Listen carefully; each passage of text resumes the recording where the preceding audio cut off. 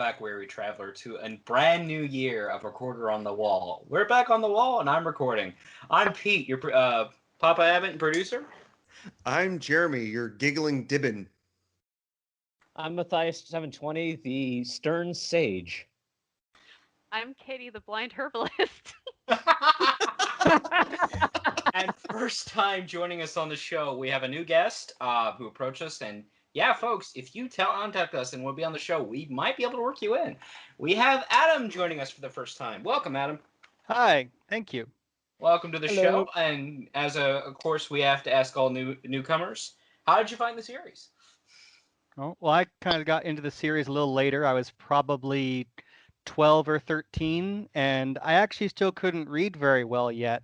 And I found the books as just something from the library, and I would read it with my mom, kind of just learning how to read better. I could read okay, just out loud, it's horrible.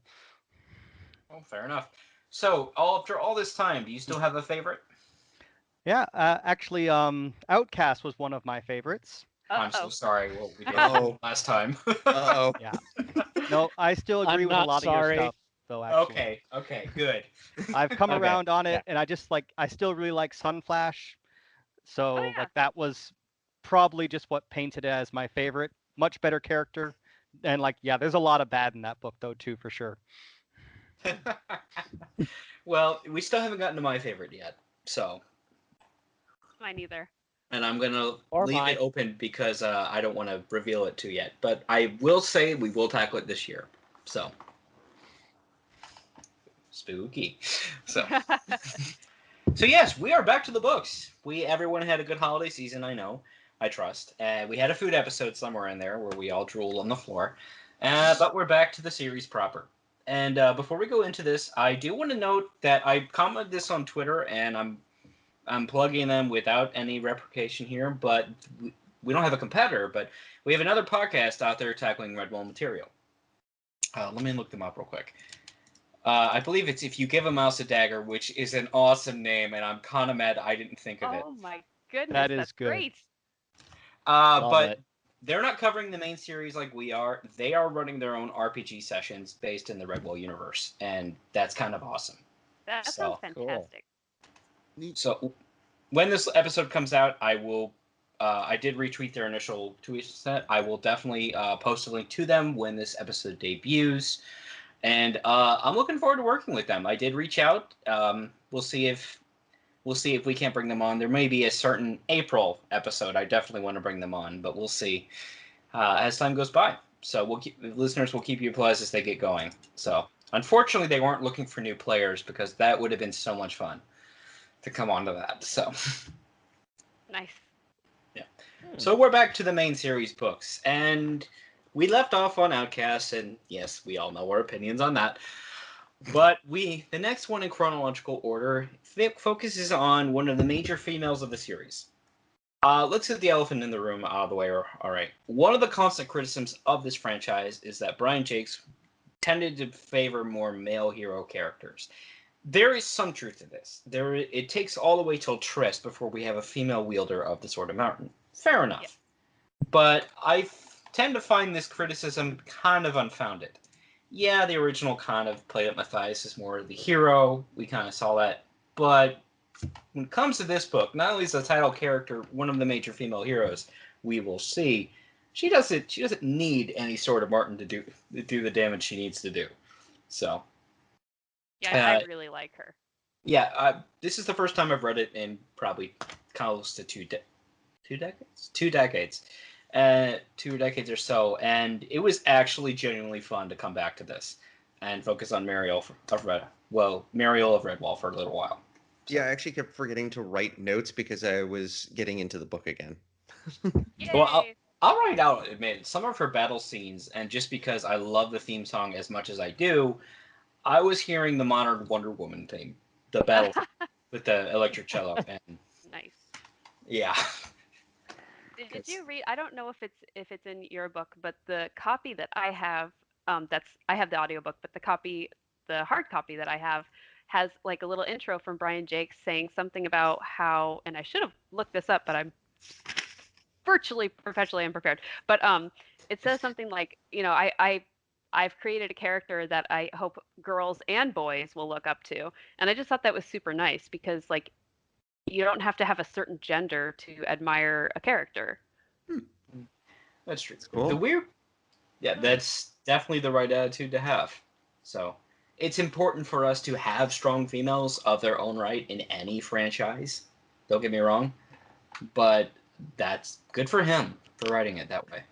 So, I will say this: when I actually originally read this book, it sort of confused me because I read it out of order. The immediate sequel to this book I read immediately after Redwall, Martin the Warrior, which was my first entrance into the series. So it's just like, wait a minute, what? I did that too. This was actually, so I read them: Martin the Warrior, Bellmaker, Mossflower, Redwall, Madameo, Mariel. Oh. Yep. Yeah. And when I was reading Mariel, I was like, wait, I'm recognizing these characters. And because I didn't really remember Bellmaker all that well. And then as I'm reading, I'm like, wait a minute. Like, does this take place after? Does it take place before? And then I eventually realized, oh, it takes place before. Whoa, deja vu. Yep. Thank you, Neo. So. Whoa. I know rope foo. Oh God. So yeah, this book, when it picks up, we're gonna get to the reason why, but this is considerable amount of time has passed since Outcast. We know this because the reigning Badgelord, who we don't see much of in this first section of the book, we're told outright is the great grandson of Sunflash, and given how long Badgers live, yeah, Yeah. it's been a while. And this is where Kayde picks up inconsistencies and probably annoys half our listeners. I'm sorry, listeners. But so it says that Dandon is Gomp's great grandson. However, in Outcast, it said that Bryony was Gomp's great granddaughter. So unless Gomp and Columbine had two children way far apart in age, which I guess could happen, this is another an aging inconsistency that I found. well, apparently, I just love finding those. Well, to add to that, Dandon is Gomp's great grandson. They also say that Gomp's family lived at St. Ninian's for 6 generations. Lived. Ow, brain hurt. Ow. Yeah. I mean, to be completely fair, this did come out before Outcast. It came out before a lot of books. This was what book was this? This is the fourth one. Fourth book out. So yeah, I definitely saying he was hitting his stride here. Now that the initial trio was over, so. Well, it's also, you can also tell it's one of the early ones because the horrific unevenness of the three parts. Like this was 173 pages. This is also the first chronological appearance of Dibbin, right? I think it is. Yes. Yeah. And definitely publication order, it's the first appearance of it. No, sorry, that's what I meant. I said the wrong word. Words. We do see the word Dibbin comes up all the way back in Lord Broctree, but that's only in the prologue and epilogue. Yeah. So. And it's not mentioned again until this one. So publication, definitely chronological, technically the first one because of the time period. Also, to my knowledge, this is the only one that takes place chronologically before Redwall that doesn't have an opening and ending to it. Like, doesn't have an opening prologue of, like, this is X amount of time in the future. Oh, yeah. Like, there's no setup for the story. It just immediately jumps into it. I do really like the little intro poem, though, because it's the first little intro to the songs from Redwall CD, and it's just, like, this really pretty guitar music, and Brian Jake's just reading it, and it's very lovely. Aww. You could definitely tell he loved his own series as much as anyone else, so... Yeah, he just gets way into it. I just love listening to him narrate. Okay. Well, our story begins at Redwall Abbey with a brand new abbot, Abbot Bernard. Yes, or Bernard, as he's said in the audiobook, which I think is the British pronunciation of it, but I sometimes Bernard's say Bernard. fine. I'll go Bernard. So, yeah, we have him and his herbalist, the blind Simeon. Yes. I want to make the obvious joke, but it's almost too obvious, so I'm not going to. I don't know what joke. He's Salamander very Strange. Daredevil with his blind Oh. powers. Yeah. Very I was much gonna so. actually, I was building up to a Salamander Strain joke, but that works too. Oh. Check out my herbs, man. Yeah. He's always sensing people in the room, and I like like, yours better. he's I just really super do. powered. Yes, Just I needs a want. stick. I want these super. Yeah. Why doesn't he have a white cane? Like seriously, come on. You don't have people lead you around everywhere. Okay, rant over. Yeah, That's why we have white you. birch staff. Yeah. He's also a Yeah. jerk. He's like, no, you're going to lead me. And well, does he even have a moment where he's like, you're not going to lead me off somewhere else, are you? Like, and leave me there? No, we can't. You're gripping our arms too tightly. Yes. No, And we it's can't leave funny. him out by the pond. It's funny because I was thinking like how realistic this sort of super senses thing is, and obviously like in an animal world, he kind of has some leeway there because maybe animals have super senses, but like especially with people I know really well, I can kind of tell what their expressions are of just because I know them really well. Like sometimes when I say something to my mom that I know she won't approve of, and there's this brief silence, and I'm like, "You just frowned at me, didn't you?" She's like, "How do you know that?" I'm just like, because I've lived with you my entire life. Well, I don't live with her, but I've known her my entire life. I mean, yeah, there. Let me try that again. I can definitely agree with portions of that. It's like there was a time I challenged my father to poker, not thinking through that the man raised me. He's gonna know when I'm lying. Yeah, he cleaned me out. So, yeah, but Yep. unfortunately, they don't play poker here. So Yes, and I really want the superpower of being able to smell all the food and like where it is on the table and everything. That would be super my helpful. God, food porn is back in full force. Yes. With a vengeance in this one. Like they go into massive detail about making most of it too. It's bad. I mean, I'm looking at my notes. Note 1, chapter 1, paragraph 3, and I'm already hungry. Yeah, I made the mistake of reading. Oh, we'll get there, but I read part of this like before I had breakfast this morning, and I was like, "Oh, I really should stop reading this. I'm so hungry." Yep, I actually usually read these while I'm eating a meal, like while I'm eating lunch at work or while I'm eating dinner after work. So I try not to, read when I'm super hungry because that's just bad. Yeah.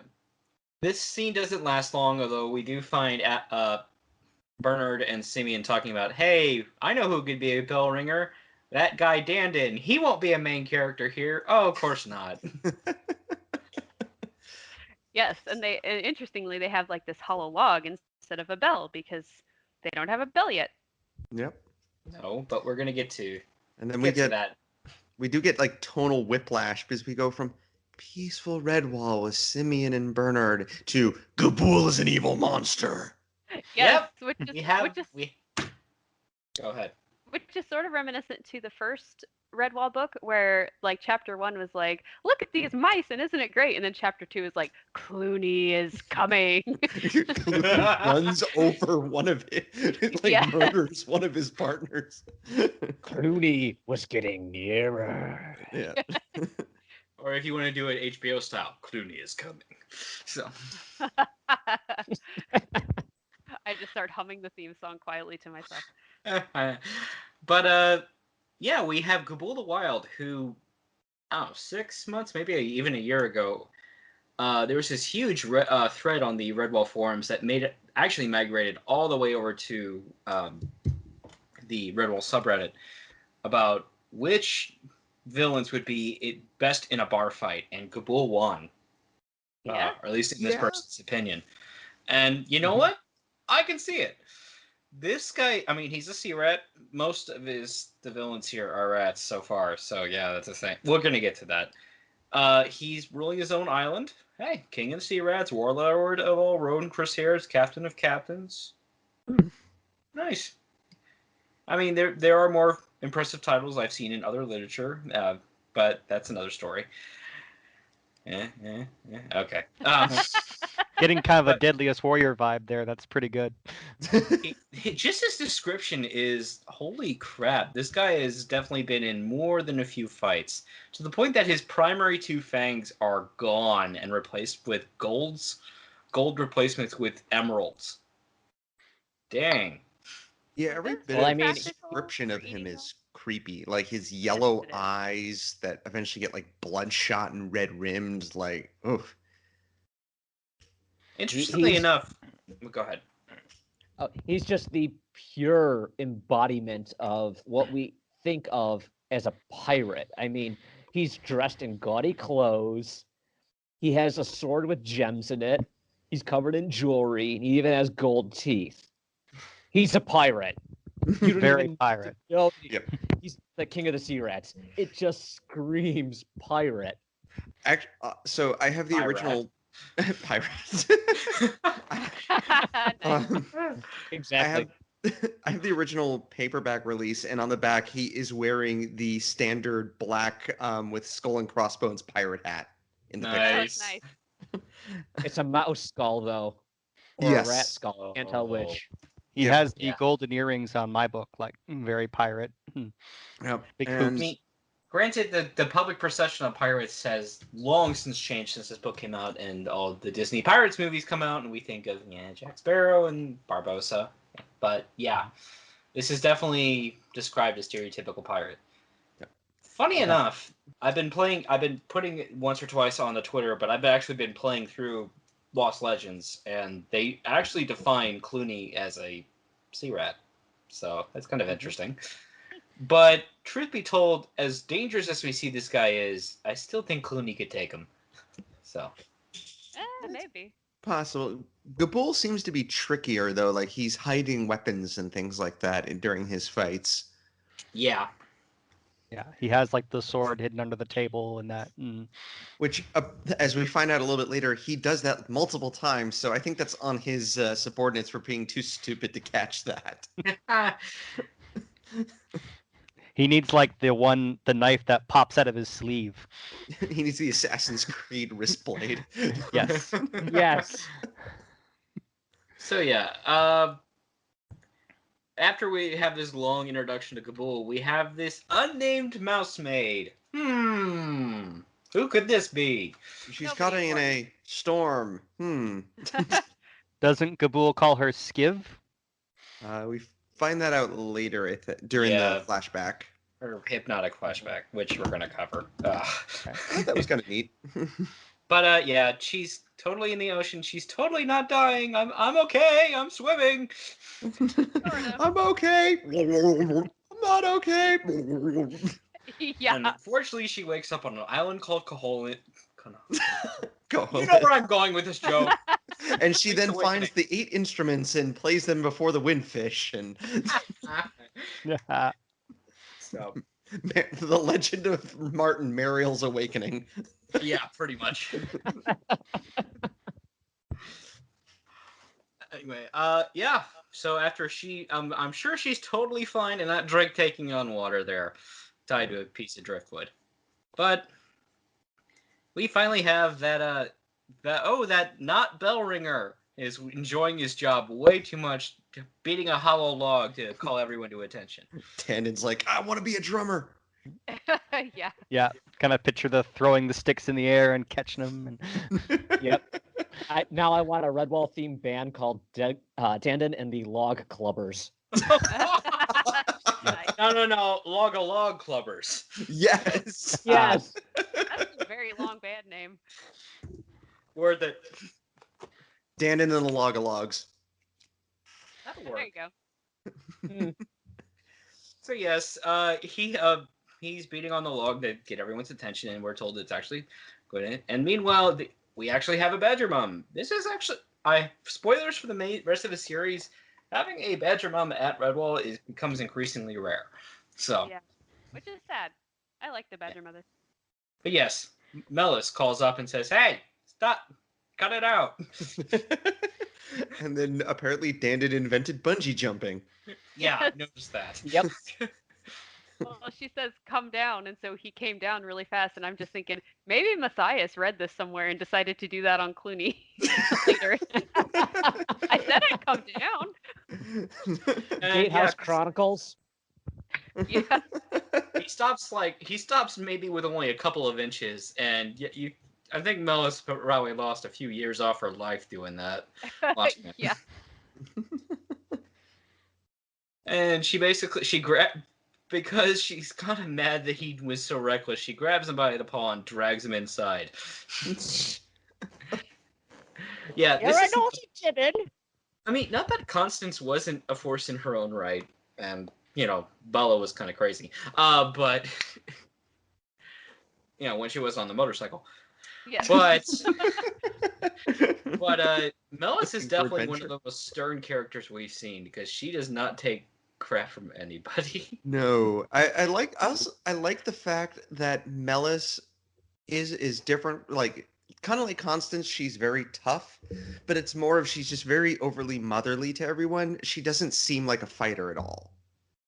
And that feels different and like feels significantly different from Constance. Like even Bella at points was like, I kind of want to hit something. Yeah, I think she's Very only true. a fighter when it comes to protecting the kids. Yeah. Yep. Not that anyone would want to challenge her in a fight necessarily. Yeah. Which we even have later on where Grey Patch and one of his cronies are like, oh, thank God we didn't try capturing that baby. She would have Yeah. murdered us. We haven't gotten there yet, but yeah. Yeah. So yes, we have. This is, when it comes to our review of these books, I go through. I read usually, like I said, I usually read through this twice. I only got through once this time, but my second run is usually to diagram everything, and there were a lot of characters to track. Oh yeah, but they were Redwall in very particular. interesting characters, I think, as opposed to the last book we read. Sorry. Oh God. Sorry, But- not sorry. Yes. Not only normally we're told, oh, this is the skipper and he has otters, and this is the Logolog, and there's the red shirt shrews, and there's a formole and there's moles, but rarely do we get, not only does the formole identified, we get like 4 different moles and a Dibbin named in there too. It's Yeah. like, well, I was just like trying to keep up. I was just like, who are these people? The Dibbin mole has the most mole-ish name imaginable, and it makes me laugh. Grub. Rub. Yeah. Yeah. And we got back, and this is just normal dinner because we haven't even gotten to the feast yet. We do get the otter twins, who are adorable. Yes. Bag and run. And That sounds like a kidnapping. Bag and run. It does. Oh no. You remember the That's 2 why they others got all in the Outcast orphans. who were pranksters? Yep. I would be very shocked if these guys aren't descended from them. we gotta check if they give anybody rock creams. Yeah. Well, Go ahead. just with all the orphans, he made a point of pointing out how many orphans they had. It's like, where are they getting all of them? Do they have like some charity victuals for Dibbins? As in, we'll give you victuals and you give us Dibbins? God. They all wandered out of the Terrible. Cabbage Patch and through the back gate that no one uses. Oh, okay. Yeah. So I had a weird passage that jumped out at me this reading, but it was like they were talking about all the orphans that came and all the the people that were gathered in, and then it said that something about the babies like brought by their parents, and I was like, okay, does that mean their parents just dropped them off and left, or like what is going on there? Redwall daycare. Yeah. Okay, who here would be shocked if Goff and his wife didn't use that? They're living at St. Ninian's, arguably, and they just drop off their kids and go adventure somewhere else. Yeah. We already know Sounds about Martin. right. We already know Martin was kind of looked after the kids in his older years, so I would totally see that coming. Yeah. It does seem like it's widely known that like any outdoor types, anyone who lives outside the Abbey knows to send orphan kids to Redwall. Yeah. Yeah. Yep. It's kind of a plot point in a bit, so yeah. And then So, we yes. get a moment with Simeon and Bernard where throughout like the whole first chapter, Simeon like keeps correcting him. I don't know if this was intentional, but it feels like it. Where Bernard's like, I wish Martin the Warrior had left ancestors behind, and then Simeon's like, well, maybe he didn't have any direct descendants. Oh yeah, I noticed that too. Yeah, I did too. Yeah, like, all right. Well, the fan fiction writers will cure that problem. Yeah, Simeon reminds me of me at like age 12. You're saying it wrong. Say it right. My sister was so annoyed with me. Your grammar's bad. So yeah, I do love there is a scene where, and it's not the first time we're gonna see Melis do this, but she drags someone in for a bath, and doesn't matter how old they are.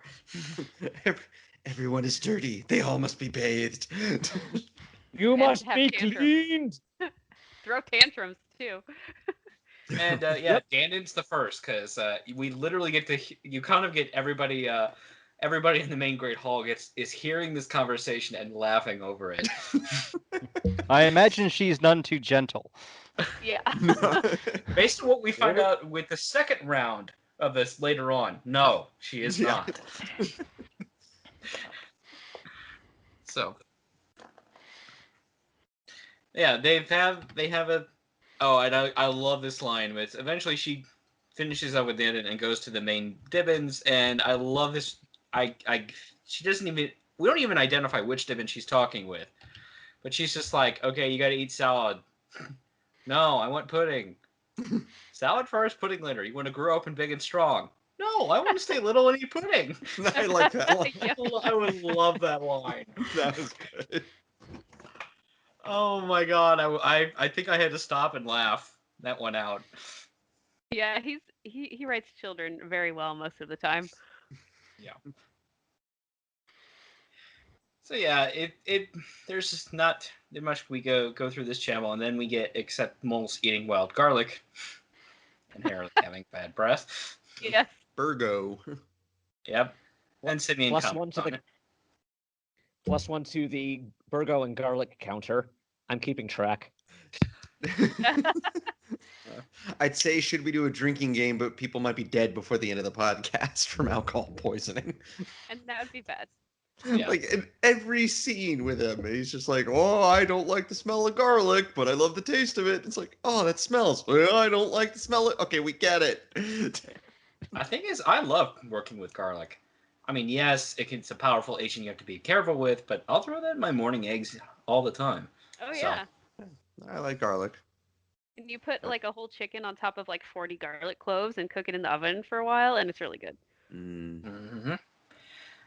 so glad I'm full from a very late lunch.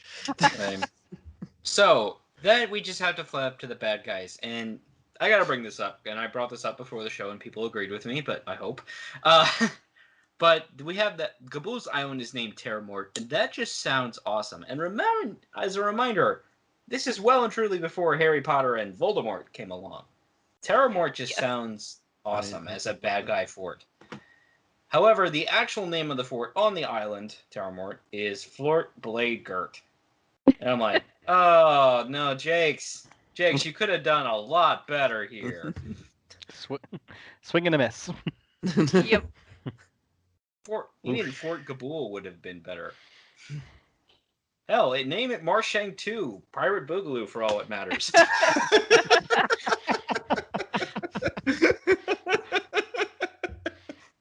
Though we never find out what happens to Marshank in the series after it was abandoned, do we? No. I think Clog just set up camp and like talked to all the corpses forever. Yeah.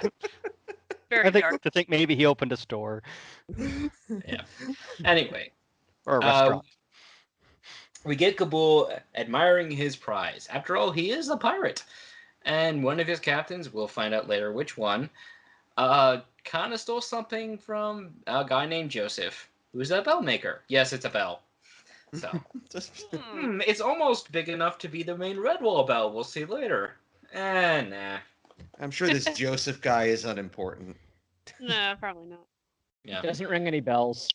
So, and we get some more. Gabul is basically, he's in love with his new prize, but he doesn't have a bell tower to ring it in. So, The opposite And- of Redwall's problem. yes. And we get poor Half Nose. Who's another sea rat, and yeah, There's His a chop snout was taken. Yep. yes, it was. There are a lot of dumb sea rat names in this book. Okay, well, since you mentioned it, let's go over it. We have Gabul the Wild, which isn't kind of an awesome name, I'll admit. Yeah, I will say Gray Patch is pretty neat. Mm-hmm. I will say Drip Nose. Really? Was Snot Face too direct? I guess he wanted to make a cool name out of his sinus infection. I mean, Work with what you get. I feel like a lot of the names of sea rats in this book are insults that have been thrown at them, and they just kind of owned it. Hey. Like, yeah, I'm Drip Nose. Bring it. Yeah, I'm Fishkill, man. I can swim underwater. Yeah, Fishkill, like, really? I mean, Big Kaibo's Fang. not bad. Kaibo isn't bad. Grimtooth is not bad. Saltar is not bad. there's Big Fang. Big Fang. With his I assume that would give him a lisp. Cat's Eye is kind of an odd approach, but okay. I mean, Dead Glim. Yep. There's no floater here. No. Though there is a hare at one point named Long Eyes. Yes, there is. We'll get to them. That is a weird name. Yeah, He got his name from a sea rat. Yeah. So nothing outright. I suppose most of the rest of them are kind of okay. Orguy, okay. Hookfin, Flogga, Gartail, Rittongue, Frink, yes. Ringtail, Ranzo, Deadglim. Lardgut. Yeah. Oh, that's a great Did I not name. write that one down? Huh. Oh, I don't know. Where's your list? It's Weltskin. Weltskin. Yeah. Ow. Oh. Yeah. Must hurt to move. Yeah. I think Jakes has a lot of fun coming up with, when he was writing it, he had a lot of fun coming up with these names. Well, it's probably a case of, okay, what malady or affliction has been cast upon these poor vermin, and how can I then highlight it in the most embarrassing way possible? Yep. Well, it's funny because I think we might get an idea into their naming process because when they capture, this is jumping forward, but when they capture Packatug, they're like, what would you call him? Huh, I'd call him Dead Squirrel, or maybe No Paws. Then again, Slit Tongue might be an handsome title for a squirrel. Yep. So like maybe this is how they come up with their names. Like they just kind of walk up in a line to some like naming pirate that's like, all right, you're Dead Glim, you're Floater, you're Chop Nose. Most of it is take body part, put adjective before body part. Name. I'm about to say, I doubt their mothers are naming these then. No. Something. You're Long Tail. I don't know. I bet their mothers named them things like, Bob and Bill and, respectable names. And then they became pirates. They're like, yeah, I can't be Bill anymore. It's like Gray Patch's real name is Charlie. Yeah. All right. So Gabul, meanwhile, is dealing with his regular crew, and he feels, one of his captains may be about to be in a rebellious mood. Oh, hi, Bloodrig. Where did you walk in? Apparently, they say he's the lawyer for the Sea Rats. I think that makes him the true terror of the book. Oh, no. Hey, Keep now, to I the work code. with lawyers all the time. They're not that bad. Most I have a brother who's a lawyer. So, yeah. Yes, they're not. Baldrick basically says, hey, I know you're king and all, but, you need to share in the bounty here. I want my plunder, and so do my rats. And he's like, okay, here, try this crown on. It looks your size. Nice head. I think I'll take it. Wait, Yeah. what? And, yeah. It was a little confusing to me because, he got beheaded and then all the sea rats were, horrified. And I'm just thinking, aren't these guys, savagely killing people on a daily basis? Why would they be horrified by someone's head getting chopped off? This is true. Well, here's the thing. Most vermin leaders tend not to kill their officers so easily.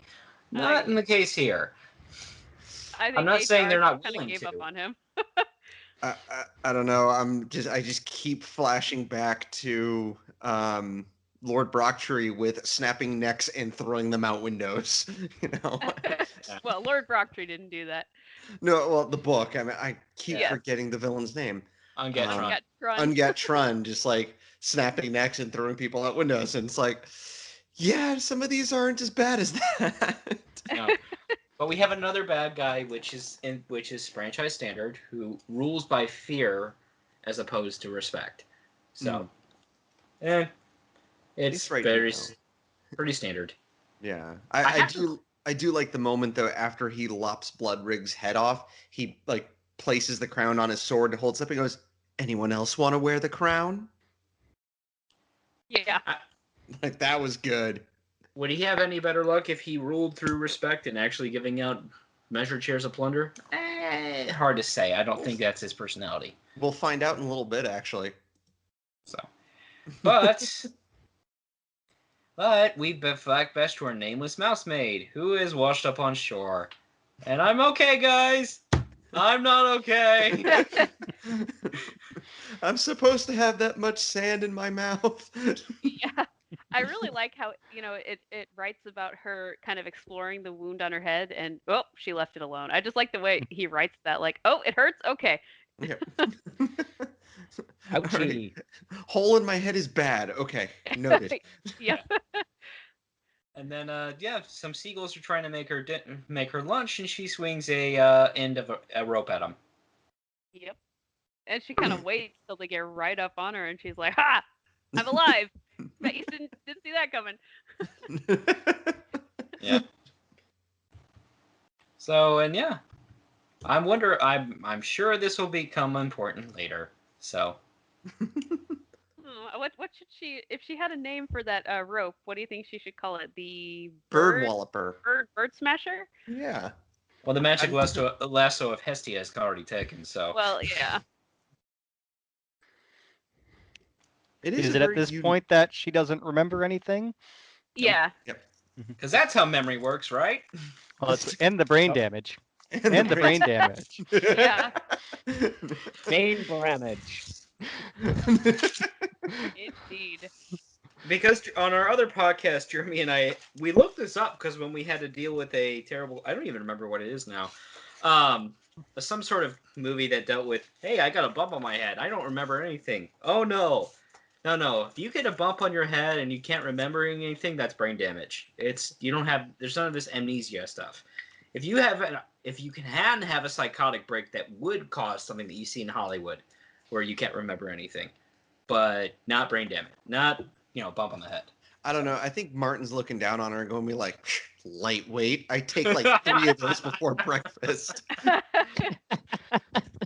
Although, to be fair, Martin, I don't think has gotten tossed into the sea before. He did. Remember when he, Rose, and Grum were escaping from Marsh Tank and they were floating around for a while? Right, but I mean, Yep. that was like a sort of their own choice. Mariel or Storm or whatever we're calling her got like tossed out into the sea. This I don't is know. true. I think we're just going to call her Mariel because, yes, spoiler, she's going to name herself shortly here, but it's kind of hard to miss on the title of the book. Yep. Man, I wonder who this mysterious character could be. So yes, we go back to the Abbey, and yes, we like I said, we have the terrible otter twins who are picking on a hedgehog, Quill. Who is And kind there's of like, adorable too. yes, and Dury's like, hey, I don't see any strawberry trees. You told me there were strawberry trees, and they just go into this huge whopper of what they look like, and like I'm sitting here like, yeah, I know younger kids will believe almost anything you tell them, but it's not like Dury's just his first day at the Abbey. He had to know there was no such thing as a blue speckled tree that just floats away.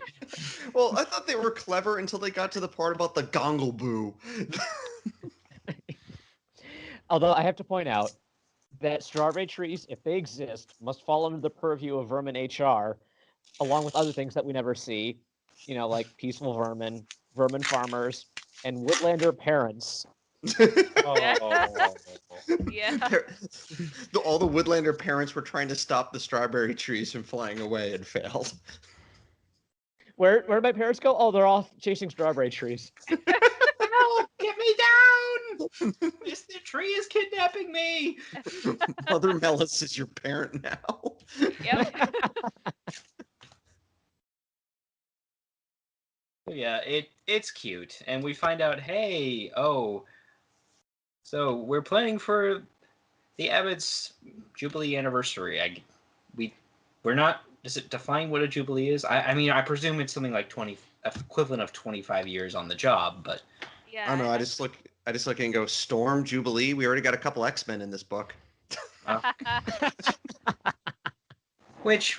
So then we find out this is something cool. We have Saxtus and Dandon, these two mice, and they're tasked with Brother Hubert, the recorder, who basically is giving him history lessons, and he makes them recite the Abbey Charter.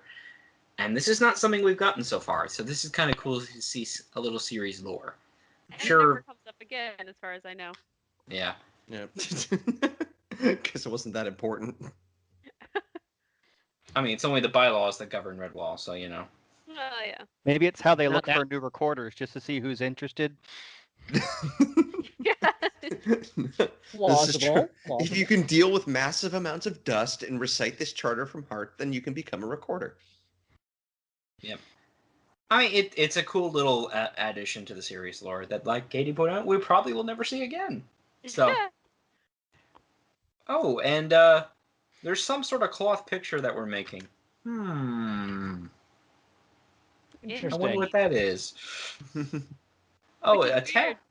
Which is weird because, like, in Legend of Luke, sorry, I interrupted you. My bad. No, go ahead. But like in Legend of Luke, it talks about how that they found part of this tapestry that was already a picture of Martin, and in this, it seems like they're sewing the picture from scratch.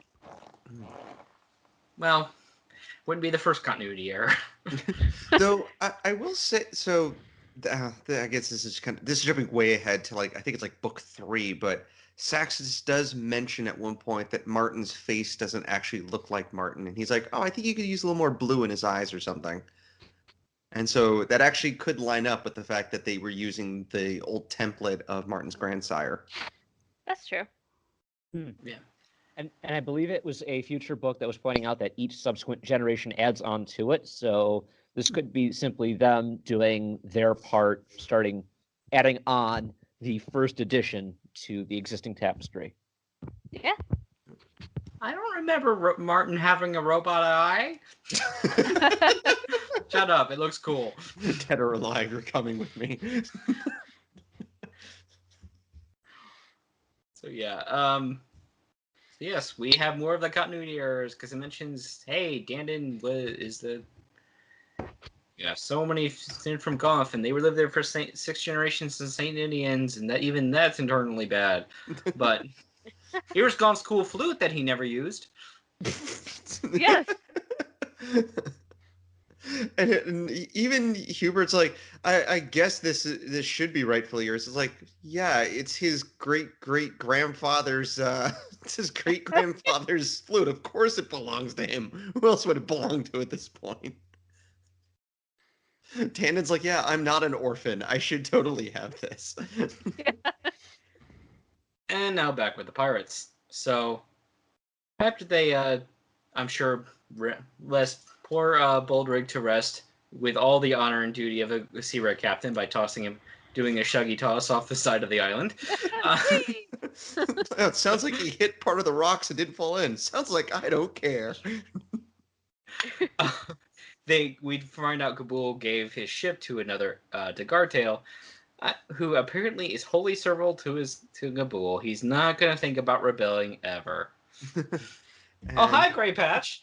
Yeah, well, no, the very first thing Gartail does, and it's like, finds Bloodrig's brother, and it's like, hey, dude, Gabul totally killed your brother, and now I got his ship. Oh, see you later. Sorry for your loss. I like how Saltar's like, I never really liked my brother, but he is my brother, so Hey, I guess. family's family. Yeah. Revenge on principle. Hey, and I might be able to take over Gabul's throne. So yeah, win-win for me. Looks like everything's coming up Saltar. Yeah. Saltar is a cool name. Yep. Yeah, yeah. I would actually believe that is a mother-given name here. So. Yep. And I like how the description for him is he has the saber and he also uses like this deadly hook that he Yeah. like keeps hanging around his neck and then wraps the rope around his wrist to keep it like by him. That's pretty cool. Yeah. And meanwhile, here Gabul is still whispering to his stolen bell. Hello, Belle. My precious. Pretty much. Pretty much, yeah.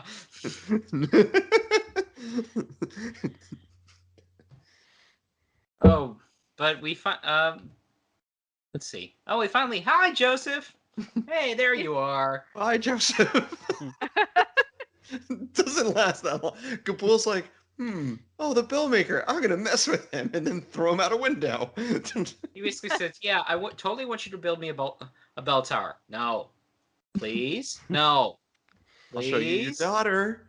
Okay, where is she? She's out that window among the rocks. What rocks? I can't see her. Although doesn't he still refuse to build the bell tower even if he does get to see his daughter, and then Google is like, "Oh, I'll just let you see her anyway," or something like that. Oh yeah, and he's like, "Oh, I'm getting soft in my old age. Here, I'll show you, matey." Yeah. And meanwhile, Joseph's robes catch flight, and he takes flight, and we never see him again. Yay! He's going after a strawberry tree. I do love Joseph. He explains that all the features on the bell that we haven't seen before now. Yeah. That Joseph apparently carved some very nice poetry. I like the poetry here. So. I do too.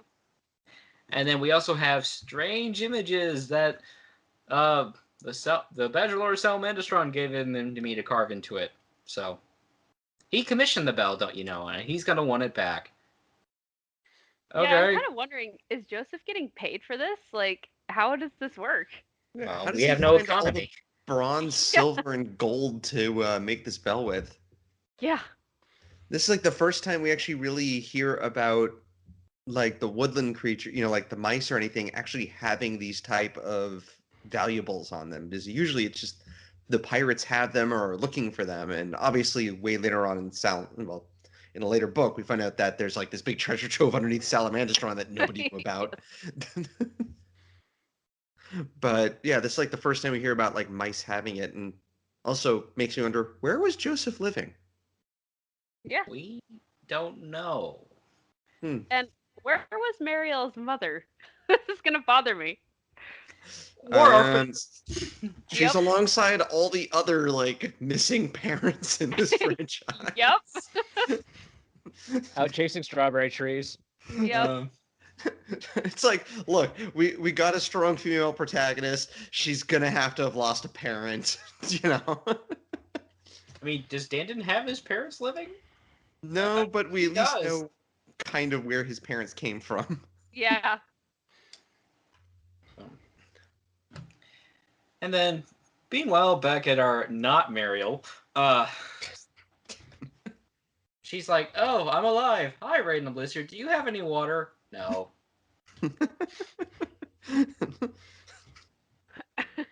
No, I don't. But you can go that way to get water. You'll And die. he's like, but you're probably gonna die. Water. Water. I'll probably kill you tomorrow. So yeah, I have to give props to Mariel here. She is the fact that she's got spirit enough to survive, basically know where she was, and then she found a hole with water and doesn't know that it's got dirt in it. Okay, well, hey, it's water. She doesn't care. I think it's more she doesn't care that it has dirt in it. Yep. Yep. And then another goal tries to hit her, and she keeps whacking him. Yep.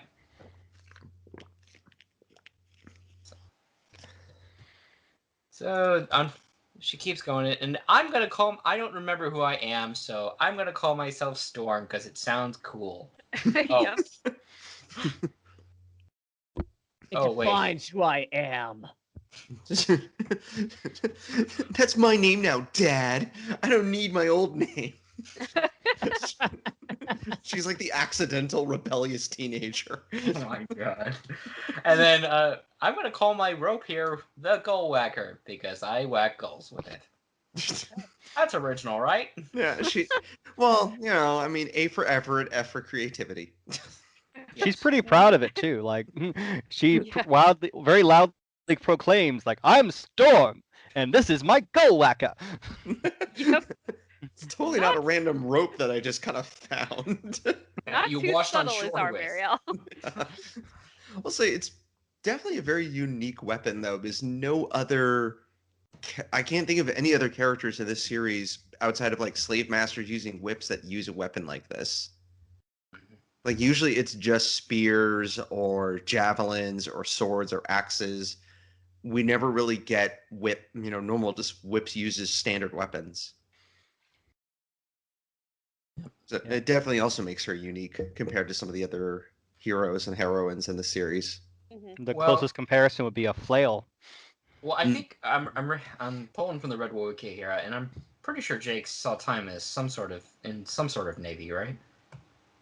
Possibly. Mm, I'd have to look it Yeah, he up. spent time I as can't a, remember. as a sailor. Yeah. Yeah, Oh, because there's a real life nautical knot known as a quote monkey's fist, a large spherical knot that was designed to weight the end of heaving line, but in a pinch could be used as a bludgeoning weapon.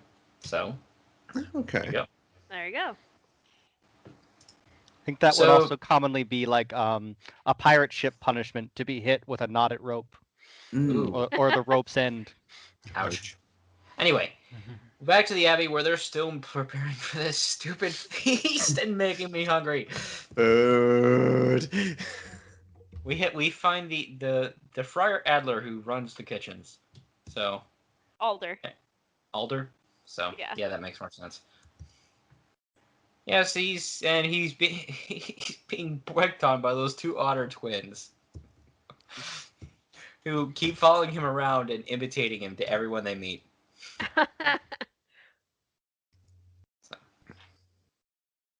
So yeah, and then these poor two otter twins, they assault the poor little bankful named Petunia. They Oh, eat poor a bunch of Bankfuls. blackberries and then kiss her on the cheeks to the point that her fur gets stained purple. But she does have a mother because doesn't their mother like get Yeah. Yes, she does. mad?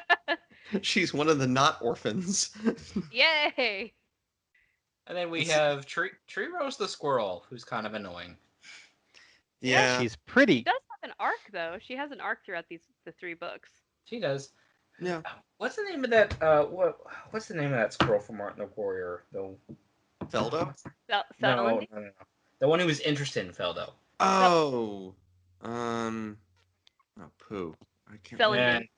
Thank Selling you. that, yeah. That's kind of where my mind ran here. Only Celandine was actually entertaining. Yeah. Shit, like She was her kind of hamming it flirty in up. that way. Like her hamming it up to throw off like Clog and his group was pretty funny. Yeah. Tree Rose, I mean, she's there and she's not kind to Mariel. Well, that's coming in a bit. But yeah, the comparison of her and Mariel is Tree Rose is kind of like the standard like squirrel wife that you would see in Redwall, and Mariel's like, no, I'm the new tough bad like major character. I'm gonna show you. Yeah. Toughen up now. And then, we have Saxus and Danon sent to the cellars to get cooking wine. Much to your delight, right? Cooking cider, yes. Oh my god, I mean, yes, the series doesn't really show drunk people at all, except maybe Ambrose Spike. The strawberries are magic. All the sea But- rats were. At least, okay, a lot of drunk behavior at Redwall. Oh, But okay. I'm just sitting here thinking, like, it's mentioning fermented, and yeah. So, if this is just as much, not quite as much as we get food, but we do get a lot of drinks mentioned here that I kind of want to try. Yeah, I like Yes. craft beer. So You like crack? What? craft beer, Oh, microbreweries. I thought you said crack beer. I was like, what? For a beer second, I thought you makes said me cat happy. beer. So yes, we even have medicinal wines that only the infirmary can touch. For some reason, this one's called the Sister May Special. We don't know why. Hmm. I tried it once and I don't remember what happened after that. I flew away with all the strawberry trees. So yes, we get. I mean, they just sit there in the cellars and drink fizzy drinks. That doesn't sound familiar at all. Anime. Oh, no. What is the malted liquor? What gets you drunker quicker? What comes in bottles or in cans? Cordial. Yeah. So yeah, they eventually bring up the cooking wine, cider. That's it. That stuff. Yes. So yeah, we get more. At a garlic counter, Ding. because Virgo, he's apparently carrying wild wild garlic. I cannot talk tonight. Slow down. Okay. Yes. Virgo is always carrying wild garlic, and yeah, grub the baby mole fell in the honey, Oh man, in a pan full of honey. That sounded really cute. that sounded really unsanitary. Like they're taking him out. I'm like, you can't use that honey now. Like it's contaminated. It's a new honey It's line. his honey orphan now. honey. Yeah.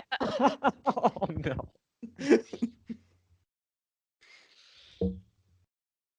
Now we also get little mice trying to roll great cheese that could squish them. Does that sound familiar? Nah. Yeah, it's like when they in Legend of Luke where they rolled all the kegs and almost murdered the abbess. Yes. Food is also very dangerous in this series. Indeed. Yes. Is So, yeah, it here where Roof Brush shows in? Does he make an appearance here? Oh yeah, he Yep. does. We haven't mentioned him yet. Yeah.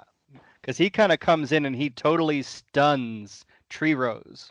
Like she is dumbfounded at like this sight of apparently very good looking male squirrel. And Yes, he just like- completely ignores her. He's Like, like, have these two never met before? Like, yeah. what? So He's I'm funny kinda- too. He's like, yeah, I smelled your pudding starting to burn, so I took it out. All right, see you later. oh, And it's then not later on, we get an even bigger funny moment with the two of them. Yeah. It's not as bad as Feldo and Celadine, but Feldo was completely clueless and more obsessed with revenge. So Well, Feldo was at least caught off guard a little bit by Celandine. Roof just seemed. Roof is kind of like me. I would like to say. I'm going to point that out. I'm the type of person who would not pick up on this, on like flirting and things like that. You're like, yeah, I helped you out. See you later. Yeah. I just want to point out, if you really stop and think about it, this is appropriate. Bag and run. Start running through the kitchens saying, roof brush and tree row sitting in a tree. Because they're squirrels. So back on Terramort. Oh, back at the plot. Yeah, back at the plot. Saltar is approaching in his ship, and he's out for revenge. But I'm not gonna get there till dawn, or that night anyway. So, but he gives orders, and he's like, "I'm sure Gabul totally won't see me coming." It's not like he has people looking out for him or anything. They saw him coming. Yep. Yeah, he kind of does. Yeah. And Gabul's like, all right, here's what we do. Point a bunch of archers at him and like, great patch. Go move his ship out of the way. Saltar just like idea. jumps off and he's like, all right, I've arrived here and why is my ship leaving? Bloody pirates! You've pirated my ship. I kind of picture Gray Yes. Patch with the valet vest on, and I'll park it for you. Maybe. Where's Or my tip? I could do something else. Gray Patch is like he's an Uber driver. It's like, see ya. I'm gonna go pick up some more. Yes. Grey Patch, meanwhile, is just like, yeah, about Kabul. I'm out. Yeah. We kind of hear his internal dialogue, and he's just like, yeah, after watching Baldric bite it, he's, I think I'm gonna do my own thing. Yeah. And Saltar, I like how Saltar is like all angry and everything. He goes in and it's like, oh no, wait, was it like it was one of the captains so far has been like pissed, like, you don't give us our fair share and everything. And he's like, okay, yeah, here's your fair share. And they're like, oh, cool. Yep. Oh, that was Bloodrig. That was his brother, yeah. Yeah, and then Saltar is like, so, I heard you killed my brother. Oh, yes, I totally did that. Was he armed? No, I just gave him a crowd and lopped his head off. It was funny. And Saltar's like, well, you should go get a, like, you don't seem to be armed. Go get it. And like, oh, yeah, you're right. I don't have a sword. Well, get one. All right. Here's one that I hid underneath this table. Ha ha! I've done it again. And we have an instance of foreshadowing because he's like, I heard that you got beat by a little mouse maid. Yeah. That probably won't ever come up again. Yep. Eh. So yeah, back at the other plot. Which is the A plot and which is the B plot here? I actually don't know. I don't know. There's a lot of plots. We can call it the M plot for Mariel. Fair enough. I think we're up to A, B, C, and we get a D, I think, also. We start getting Ronblade in there, so... Yeah, we do. So And then the pirates split off, and then it becomes like an E plot, an F plot, a G plot, and it's just like, how many plots do we need? why am I suddenly missing Outcast? This is Mariel of Thrones. I'm not. So, yeah, Storm meets a bunch of toads, and and this is where the Wonder Woman theme plays because she's using her Yep. goal. She's using the goal whacker and taking out toads, and then she's like, "There's still too many for you to win. All right, I'll die here, but I'm gonna take you with you with me. Who's first? Oh, look, Long Patrol hairs. Yes, and I gotta say, I think Han Rosie is one of my favorite hairs ever. She's hilarious. Oh, I never liked her when I was a kid. Oh, I like her so I got- much. I got annoyed by the laughing thing. Yeah, the audiobook lady who does it, she's just fantastic, which might be one of the reasons that I like her so much. Mm. It is pretty intense. It really hammers home like how loud and annoying it would be if you were around it. Yes. Yes. So yeah, the hares rescue her, and they're like, "Oh, hi, how you doing?" So yeah, we're the Long Patrol. And we have 3 hares here, and Han Rosie was one. And then and Brigadier Time and Colonel Clary. Yep. I like those. I like all of those names. I think they're good names. Mm-hmm. They just need parsley and sage, and they'll have a Simon and Garfunkel song going along. Yep. They're nice in that they use the blunt end of their spears. Yeah. Yes. Yeah. Yep. Although they do threaten to use the sharp end. Yep. I do like Colonel Clary though. He's like, "Hey, it's a nice water, Cassim." Oh, that's disgusting. How can you drink that? Wow, Like, that's it's rude. pretty yucky, don't it?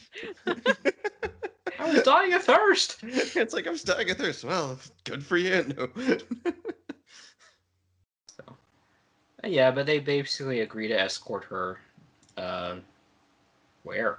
Oh yeah, right. To who we haven't seen yet. Yep. Packatug. All right, we got another candidate for dumbest name. Yes. Now, what is it with these hermits in Redwall where they're either old, fat, or crazy? Is this like hermit bingo or something? Well, you just won because this guy's all 3. Well, we get Bingo. We get way worse in a later book. Yeah. Yes. Yes, we do. Because Hugatug, who is a big, rotund squirrel and old, and uses a blowgun as a dart weapon. Yeah, I actually had to mark him as a neutral. We'll find out why later. But Yeah, he's a jerk. yes, he's Yeah. a jerk regardless. Initially, I put him in the heroes group, but yeah, I had to demote him to neutral because of actions he will take. We have yet to go over. So, and I still love how Fat Clary forgets, Storm's name when he's Yeah. introducing. Oh, we got a young thing coming with us, Mouse Gal. Gal. What was your name again? And Oh, I can have.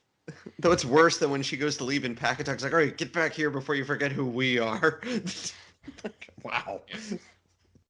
And we're gonna go over this. Basically, they asked Packatug, "Hey, look, we still have our duties to Salamandastron. We can't exactly just divert to Redwall for about 3 seasons and enjoy a vacation. So, if we're gonna bribe you with our own food, and you take her." And I love that Packatug calls them land otters to start, and they're all. Yeah.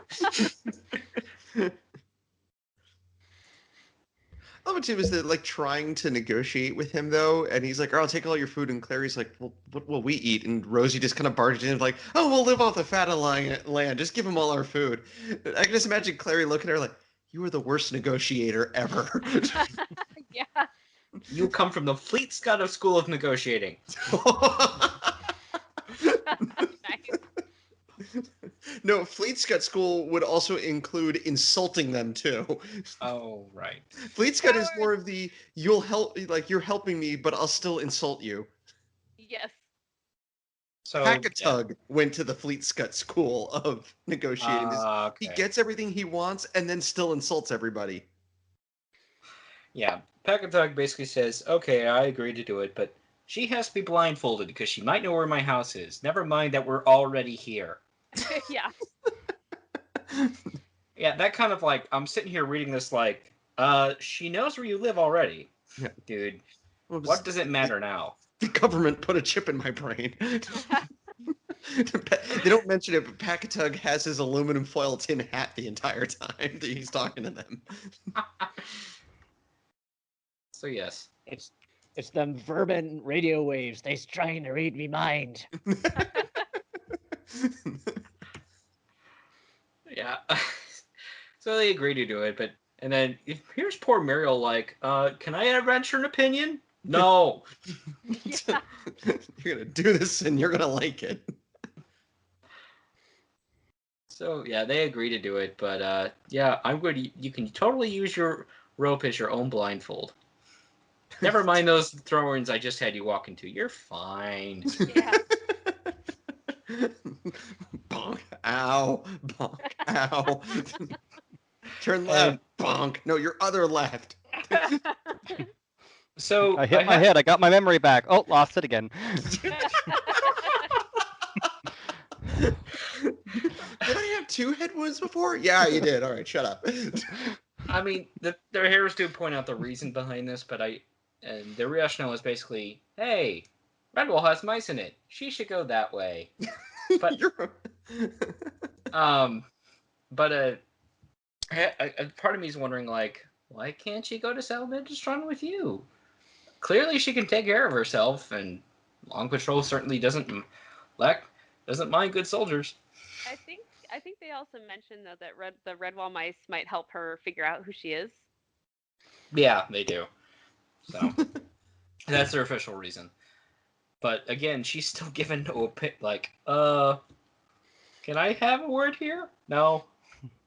Yeah, and we see shortly that this plan does not exactly work.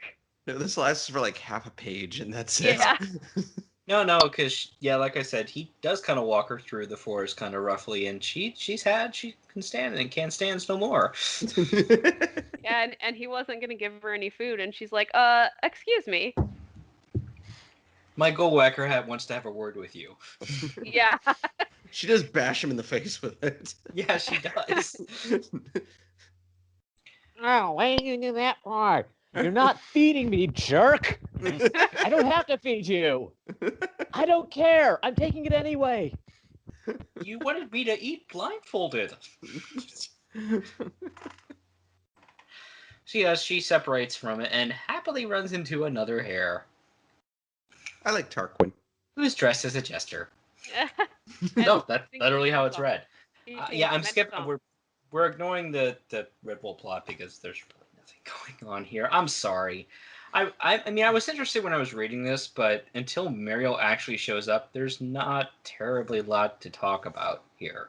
Well, they find the foreshadowing poem of foreshadowiness. I did see that. Yeah. Yes. So before we get to Tarquin, let's bring this up. There's Sextus who's like, hey, I kind of memorized this one old poem I found in the recorder logs, and here's how it goes. And this is totally not related to the time at hand. It'll never be mentioned again. Because after he's done, Tree Rose is kind of like, that was kind of dumb. Yeah. She's like, well, that was lame. Now I'm just like picturing Tree Rose as like the generic Valley girl. Oh my god, that was like the lamest poem I ever heard. Like, I'm gonna go make more pudding. What'd you think, Rofeth? Huh? Who's talking? What?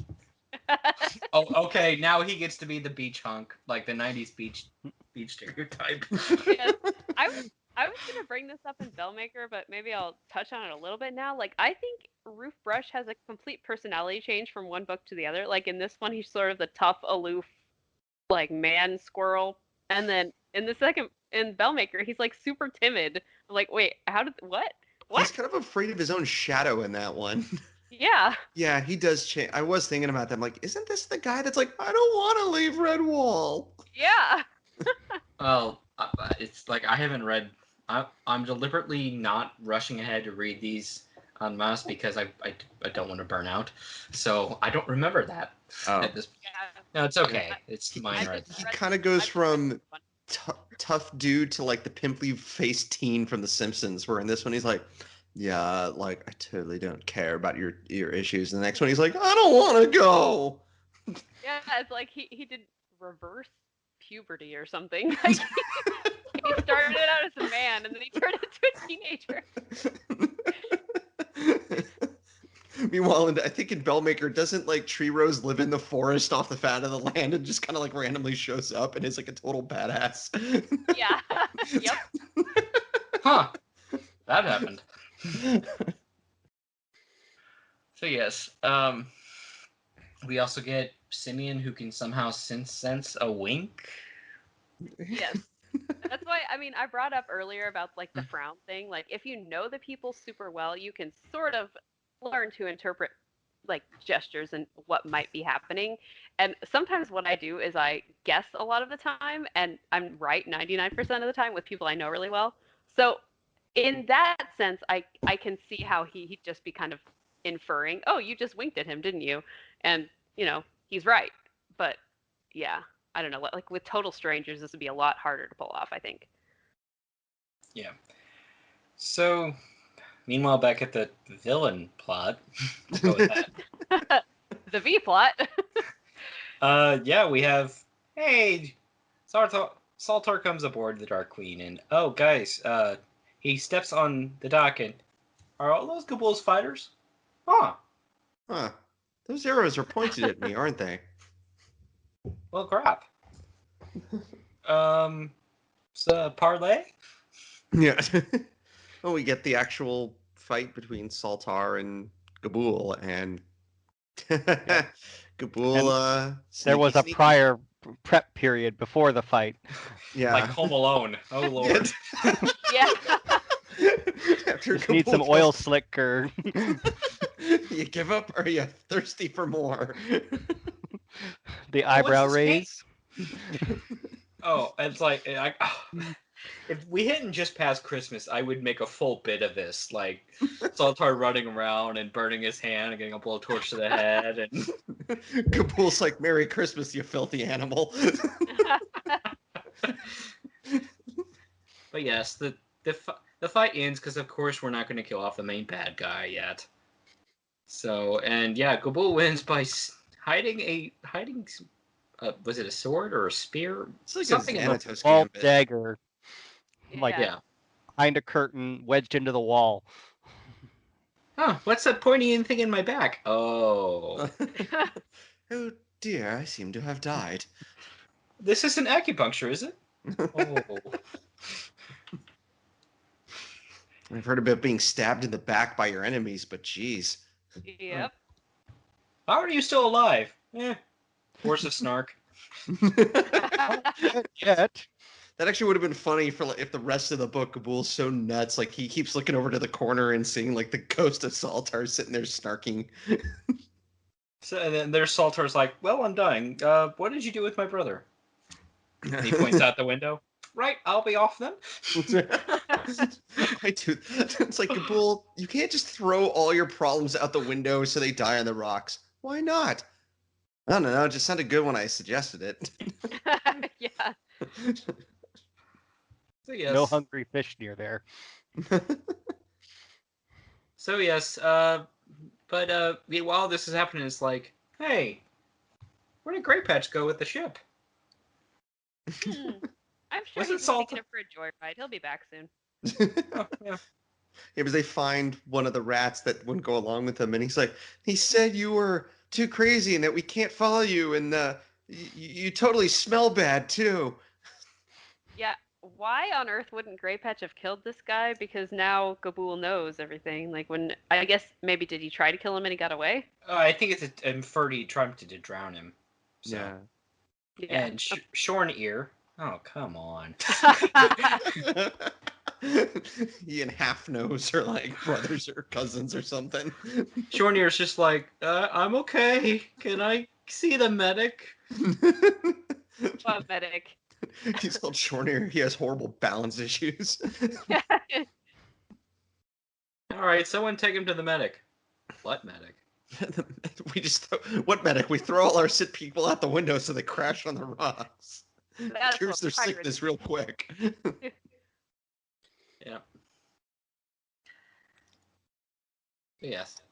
And then Ghoul's like, huh, the one sea rat I thought I could trust turned on traitor on me. Huh.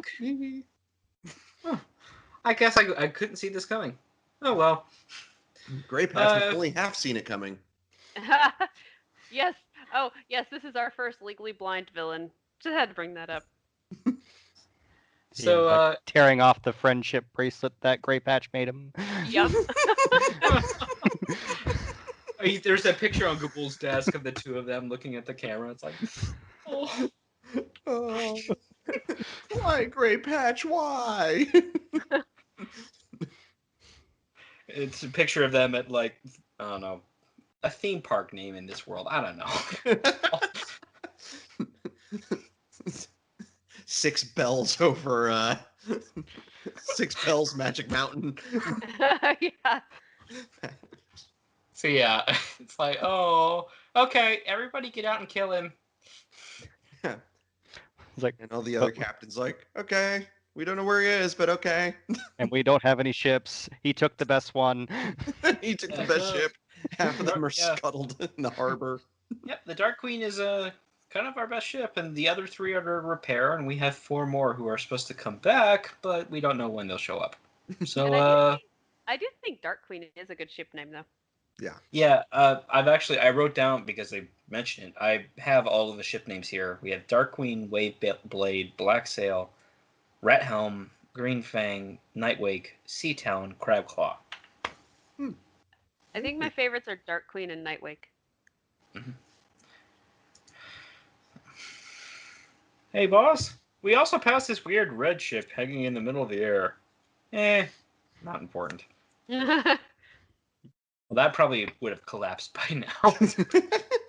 Is this sort of where that happened? My geography is terrible.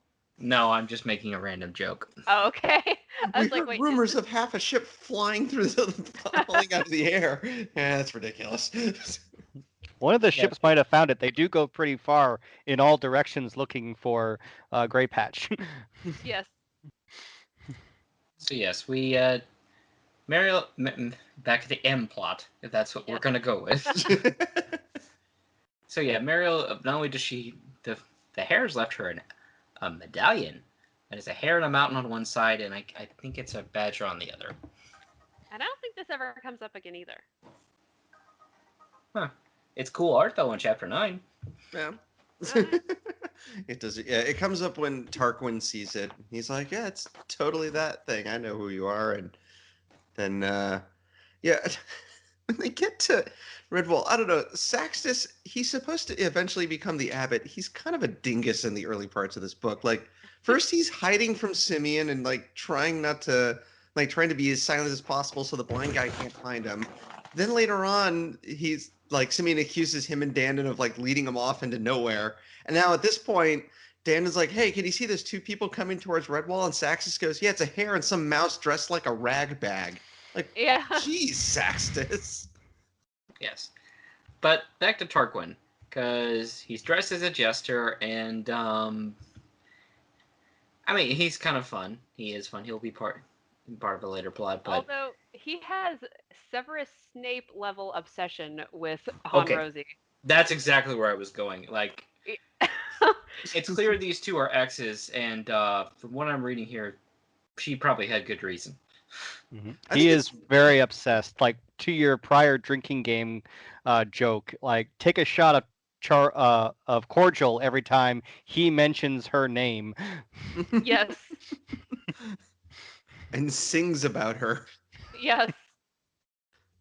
Like, somewhere, Han Rosie's just like, I don't know why, but I feel like I need to beat up Tarquin again. Yes. Hilariously enough, like, you know what happens with those two by the next book. But don't Yep. spoil it. I know. Please don't spoil that for now. I know. Nothing says I'm love pretty like sure a I know what restraining happens.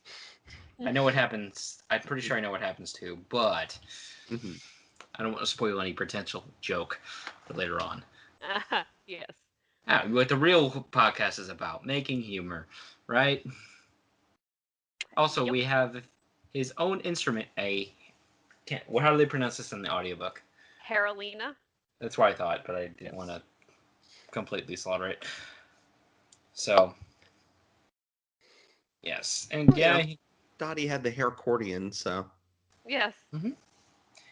And finally we get to Redwall. Yay! And it's the Abbott's Jubilee Feast, and oh my god. Food. Yep. Food everywhere. And just like before, there's a random mouse that Melis has to wash. Well, it happens after Storm is like, "Oh, this is a ball. I'm gonna play with it." "Oh, why is that squirrel that the ball hit in the head now pissed off at me?" I'm gonna. Wasn't it just like a little ball made of grass though? Like it wasn't a Yeah, lethal and then ball. yeah, and Tree Rose is like, "You hit me with this," and so she hits a Storm, and Storm's like, "All right," so she bashes over the head with the rope. Yeah. And Tree Rose starts like whining and says to Roof, like, "She hit me. What are you gonna do?" And Roof is like, "I don't know, shake her paw." Aw. Yeah. Yeah, and I don't. From what I gather, Tree Rose isn't. We know she's not hurt. Like, this is, not exactly a hard hit on either case. No. But they kind of just like, you're fine. Yeah. Walk it off. And but Mouse is like, hey, you smell. Yes. So, you smell. So yeah, you're gonna go and take a bath now? No, I don't want to. What? What you want is of no consequence to Mother Malice. I love how she's like, "Good morning" or "Good afternoon, Father Abbot" or something like that, and then Mariel looks around and she's like, "Ha! Gotcha." Hey, look over there. Yeah. Did that look like a distraction to you? So, and it takes 3 people to hold Mariel, get into Mariel into a bath. More than just a badger, I might add. Yeah. Yes, and like she's not supposed to be very big. She's supposed to be like kind of small, right? So that's kind of funny. Yep. And and then afterwards too, she's like, "I want my old smock." Oh, we burned that. Yeah. Hey, I had my Pokemon cards in there. It kind of reminds me when I was in guide dog school training with my seeing eye dog. She's not a very big dog, but she had a tangle in her tail, and when she was a puppy, she was absolutely insane. And so we had to have 3 people hold her and another person trim her tail. Oh. Otherwise, she wouldn't stay still. This is what it kind of reminded me of. So, and when they manage to get Mariel into a bath, they wash her robe, which is probably good. Yeah, yeah. At this point, it's like Linus in a security blanket. It probably has some toad guts on it and some bird blood, Yeah.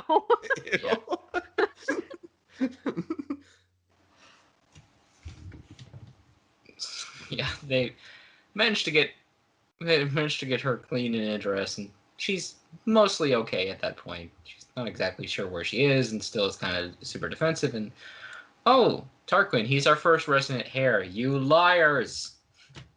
Yeah. If I recall correctly, didn't Outcast have a resident hare? That was Jod, and he didn't. I don't think he actually lived at Redwall, because he just kind of wandered around with the squirrels. Right. I thought he married Fleet Run though, and I thought they did stay at Redwall. Oh, right. I forgot about that.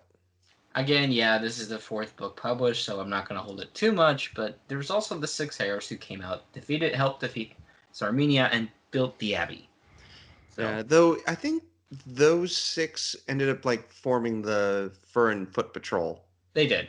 So Yeah, but I have to believe that they would stop at the Redwall settlement at least sometime. true. I do like this idea, though. I kind of wish it had been done more often, of Redwall and Salamandastron actually communicating and working together, because like otherwise it feels like they're just very separate when the stories come through. It's like, oh, all this just happens at Salamandastron, and all this just happens at Redwall. Like, I get that they're far away, but just little things like this kind of help connect things in the world. Yeah. Yep, I agree. And everybody's happy. Now we have our Salamandastron plot. Finally. We find Runblade, who is, hey, what happened to my bell? It's been 3 seasons. I'm now starting to get worried. Yes. So, and, yeah, what is this? And we have a couple of hares. We have Shorebuck, we have Long Eyes, and it's like, but guys, let's not take actually any proactive action, because the drug chamber tells me what's going to happen in these weird carvings. So yeah, we'll be fine. I'm sitting here like, you're the Badger Lord of Salamandastron. You can take proactive action. Though it is, to be fair, it is extremely rare when the Badgers leave Salamandastron. Yes. Like, again, jumping forward a tiny bit, but like in Long Patrol, they mention how it's very unusual that Krega actually is leaving Salamandastron with all those hares. Like, they say it's not something that happens often. And Sunflash did it because he had poor supervision. So Yes. So also, just in headcanon for me, or just a thought, like, I wonder if that sword he's using maybe was the one that Bor or Brocktree used, since he is their descendant. I'm kind of wondering that too, because he manages to cut a shield in half with it, and either the shield is made of really crap iron, or that's another chunk of star metal. Yeah. Is this our first instances of badgers like killing things in their sleep? Because that'd be kind of scary. Like, I'm really glad he didn't have some sort of partner, like some sort of badger partner sleeping next to him, because that could have been bad. Or if the hare had been like standing like 1 foot to the right. Yeah. Good lord. But yes, in his sleep he has, like we said, he has dreams, and he tosses a sword down and cuts a shield in half. Oh. And then he kind of just like treats it as like a normal thing. He's like, yep, that happened. I can fix that. Yeah. Meanwhile, Gabul is kind of going crazy. Yeah. Or at least very early. Yeah, and he's talking to the bell. And the bell is talking back. Yeah. Precious.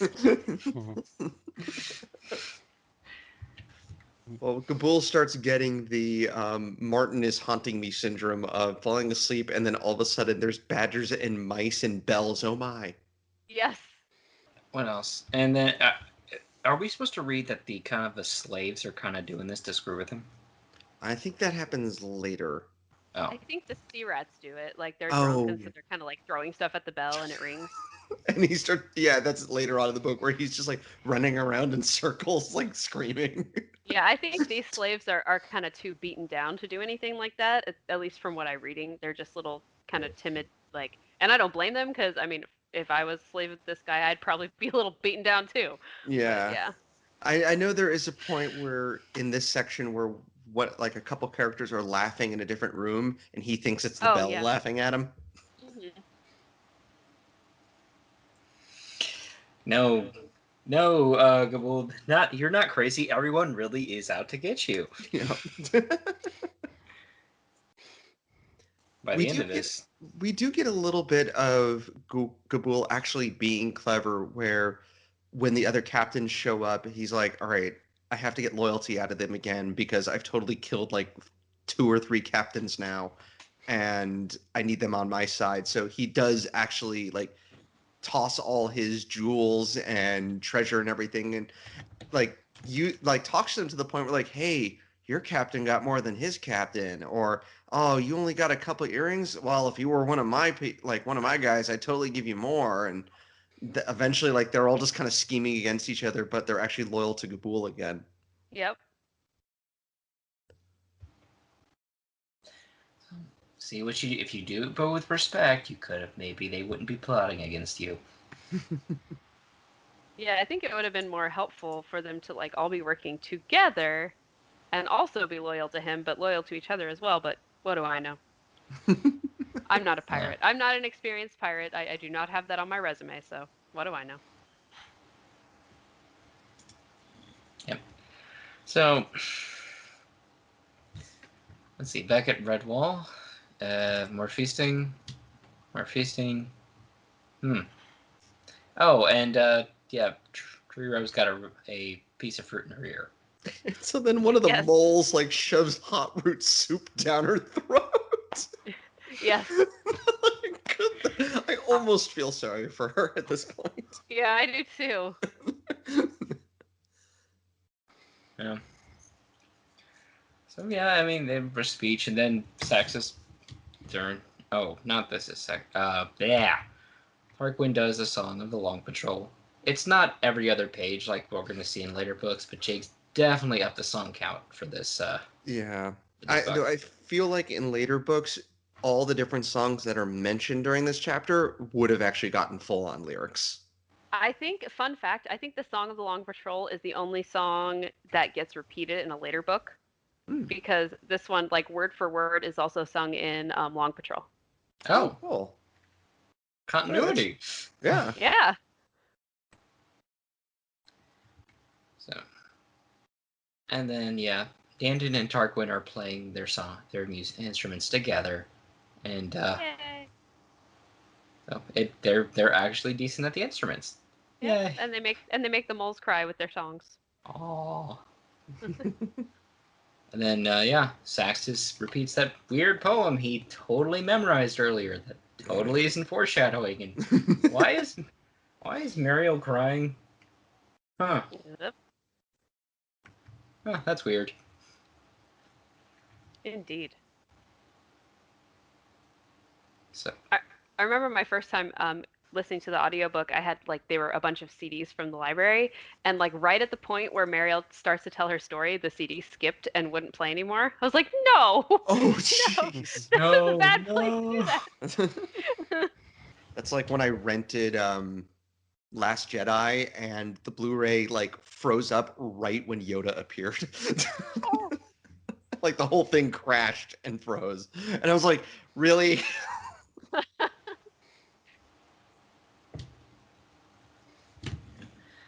So okay. So let's see. Yeah, Gabul still sends out, and he says, "The person who brings me back the Dark Queen is going to get a lot more plunder." Because the Dark Queen, he said there's a lot of plunder on the Dark Queen. Like it has more plunder than all these ships put together, which is a big fat lie. Yeah. Well, I mean, here's the thing. Saltar didn't unload before he pulled into port, and then Grey Patch immediately took off. So... That's true, but I mean, I doubt it has more plunder than, all the other ships. Probably. And Gabol's like, I could actually take proactive action and go out looking for him anyway, but I'm good. Well, I mean, he's hit the paranoia part where he's probably thinking, like, if I leave, someone else is going to claim Terra Mort. Mm-hmm. That's probably true. So, and now we get back to the Redwall plot where Storm is totally remembering everything. Yes. Can you guys hear me? My dog pulled my headset out. I just put it back in. Okay. Yeah. Silly dog. Yes. So. Reoccurring guest on the podcast, making mischief as usual.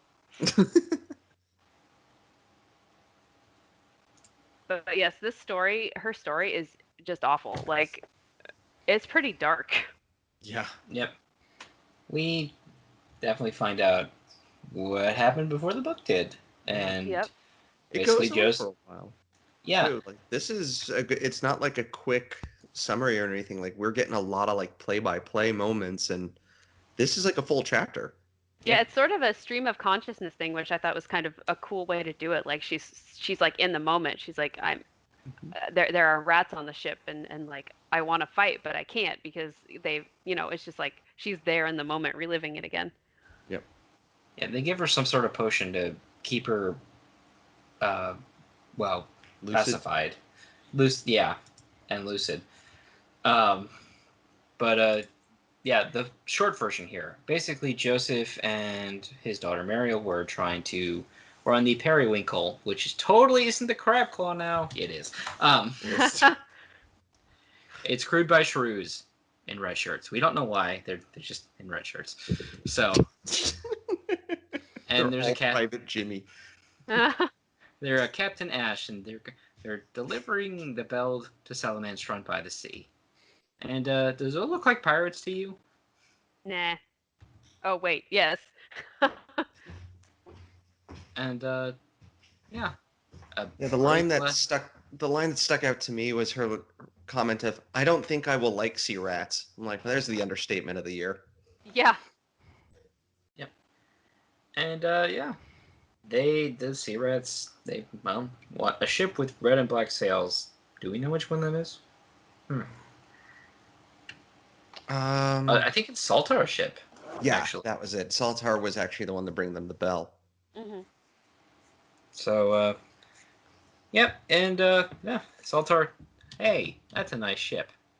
Come on, let's take we're gonna take you back to our island. You'll like it. It's a nice tropical paradise.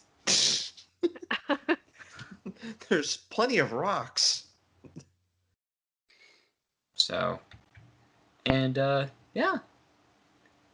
so they get back and hi, Gabul. And Mariel actually kicks someone in the throat and kills them. I think. Isn't that how that works? Yeah, it was a Gripper. Yeah. And they're like, "Oh, she killed Gripper." Yep. Poor Gripper. Bye. And she, I did like the fact that they take the ship, they rename it Crab Claw. It's given a new captain who immediately runs it into a rock, and they have to bring it back. Yeah. Whoops. Like, wonderful. Yep.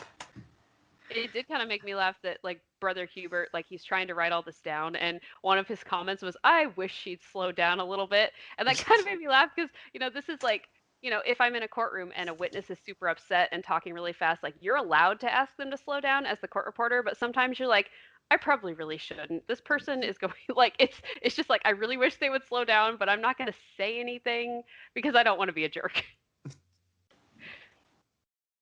So, yeah, we find out Gabul takes her as a kind of a cooking slave, and like a personal slave. He's kind of a jerk. Makes her drink wine from the floor. Yeah. So, and if she tries to run away, he's threatened to killing her father, and eventually there's a misunderstanding here that Skullgore, the captain of the rechristened periwinkle into Crabclaw, kind of bumps. There's just kind of they bump into each other, and Gabul thinks it's a assassination threat. Mm-hmm. And Gabul takes it well. Yeah, Stabs very well. Skullgore in the back and throws Mariel off the fortress. So Yeah, well, I mean, at first, like he says, I'm gonna have to kill you, and she's like, "Oh no, you don't." And doesn't she Yeah, grab like a sword or something, she or a grabs dagger? Skullgore's sword and almost kills Gabul, and Yes. until like everyone else like pulls her off of him. Yep, kind of reminded of Martin and Mossflower fighting against like all these guards trying to restrain him.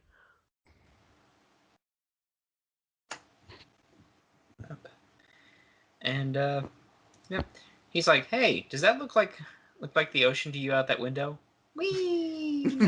Yep. She Yeah. landed in the water, not the rocks. Huh. Oh well. Oh well. Yeah. And this is like one of the most painful parts of the story. Like she's like, "I'm so cold. I'm drowning. Father, I'll come back." Like she just it's so sad. Yeah, and it breaks Melis. Melis finally is like, "No, I can't take this anymore. I don't want to listen to this anymore. I'm just gonna take her away from all this, and we're gonna sleep under a tree. And if you Mhm. bug us, I will smack you." Lumber Yep. party. Which she does. Like Tarquin like starts singing, and she's like, "I'm gonna beat you with that thing if you don't shut up." Yeah. And it's still another song about Rosie leaving him. Yep. Guy's one note mind. Guy's he's got some issues. A few. So, back with the Dark Queen and Grey Patch. Huh. Well, where are we going, guys? North sounds fine. I'm sure there's something north that we can find. Yeah, they're like, "Huh, what's that down there? Oh, that's a lot of frogs." Maybe not. Yep. All right, pad spot. All right, let's keep going here. Right. He's like, so if we go towards this direction, we're gonna run into the Salma's Shrine. We probably don't want to do that.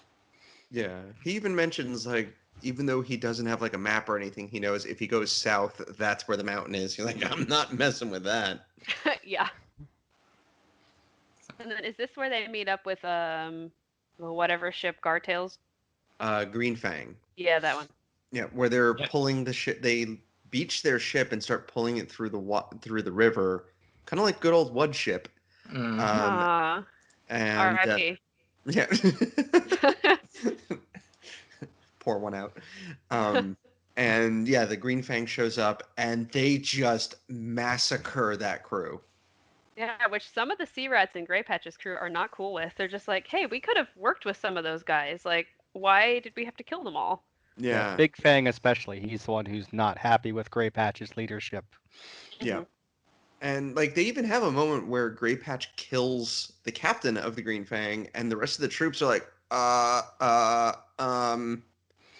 like maybe at that point that he could have convinced them since they started just like falling apart. Yeah. Instead, he's shooting fire arrows into their chests and laughing maniacally. Indeed. He's enjoying it. Hey Definitely guys, enjoying did we trade one crazy boss for another? it. Sure looks like it. And Where's he burns HR their when you ship. need them? Yeah.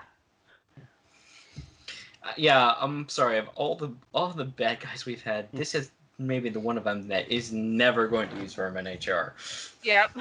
Yeah. even if he has to hire non-union talent. I'm pretty sure Vermin HR quit Gabul like forever ago. They're like, all right, look, he just threw the fifth guy out the window, pulled another sword from underneath another table. All right, we're done. Yeah, we're gonna go south and see if a Foxwolf maybe needs some Vermin HR. Yeah, I heard he gets benefits. Ooh. Yeah. I heard his name can be reversed and it's exactly the same. That's cool. It's a palindrome. Yay!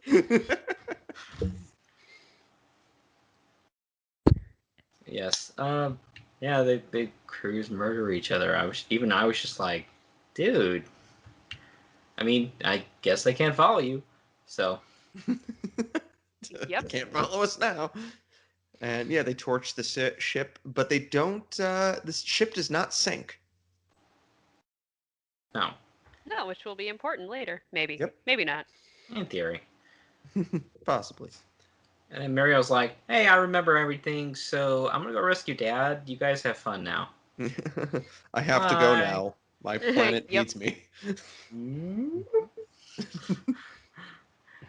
And Like, I gotta go. I don't want to hurt anybody. Give me food. I'll give it. I'll pay you back. Yeah.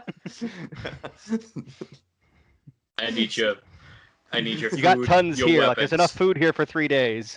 Yeah. I need your food, your weapons, And Bella's motorcycle. Yeah. Oh, that thing? Oh, Gotta that dust rusted. that thing off. That rusted a long time ago. Oh man. That'd be Melis to say, "You forgot to say please."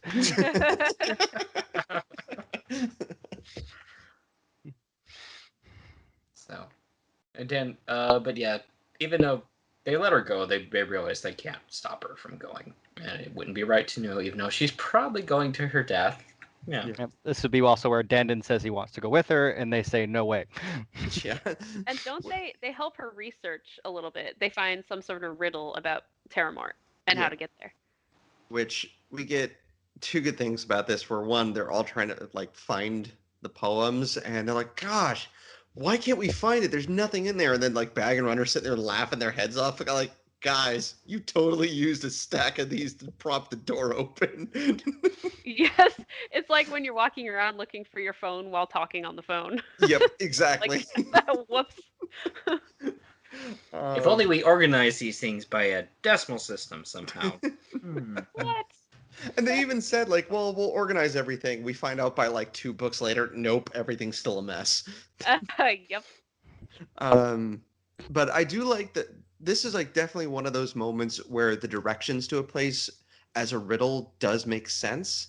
Because as Field Rowan puts it, like the guy that wrote it, he's like, only a fool would actually want to go there. So he probably figures, like, all right, if I make this complicated enough, one, it'll turn away anyone, like most people, and anyone that can figure this out and reach there is probably strong enough and smart enough to handle themselves. Mm-hmm. I'd like a book about Field Run. He sounded pretty cool. Yeah. Yep. So There's a lot of characters I'd like books about. I'm kind of. I mean, I brought this up. It's a minor point, but I was thinking at the time, and though honestly, this is fine. Like, probably Salamandastron has directions too. Maybe. Well, I think in Mossflower, wasn't there a riddle about Salamandastron? Yep. Is in direction. Wow. And I gotta bring up the point. Why in the heck we've already addressed this that hares are terrible sailors, and this is why Salamandastron doesn't have a navy. But I gotta say, Ron Blaine, if you did have a navy, you probably would have had your bell by now. Yeah. Yeah, or at least sent like an escort for the bell. Yep. Yeah, like hire some otters. It took until Road Crew for them to hire otters, I think. And it took Yes. until Hyrule for a hare to actually be a sailor. Oh yeah, true. Yep. So yes, they finally okay. We're all gonna go. We're going to go, and then Dana, you don't get to go. No, I don't. No, you don't get to go. You Neither can't tell do me you. what to do. You're not my mom. I'm the Badger Mom. Yes, I can. I'm bigger Oh. than you. I'm higher on the food chain. I totally get to tell you what to do. And Dury, you don't get to go either. Dury's like, I wasn't even in this scene. Tarquin, Yeah. So Tarquin's like, well, I know my Badger Lord sent me here to be very, to help protect you guys and be helpful, but I'm sure no danger will possibly come to Redwall. I'm just gonna take off for a little while. I'll be back later. Bye. Meanwhile, Grey Patch is like, ooh, an unprotected abbey. well, they don't know that's there until an old friend shows up. Who the reason I moved him from hero to neutral. Yeah, we got I pack a tug, you jerk. Yep. no pause or dead squirrel. Or slit tongue. Yep. Yeah, he's just like, don't kill me. I'll tell you where there's an abbey is if you don't kill me. Yeah. And I like how he tries to outsmart Grey Patch, and then Grey Patch is like, ha ha, yeah, string him up. Yeah, again, that's why I moved him from hero to neutral. I get he's just doing it because he wants to stay alive, but dude, dick move. Yeah. He's not a total Fleet Scut, but he's definitely in Fleet Scut territory now.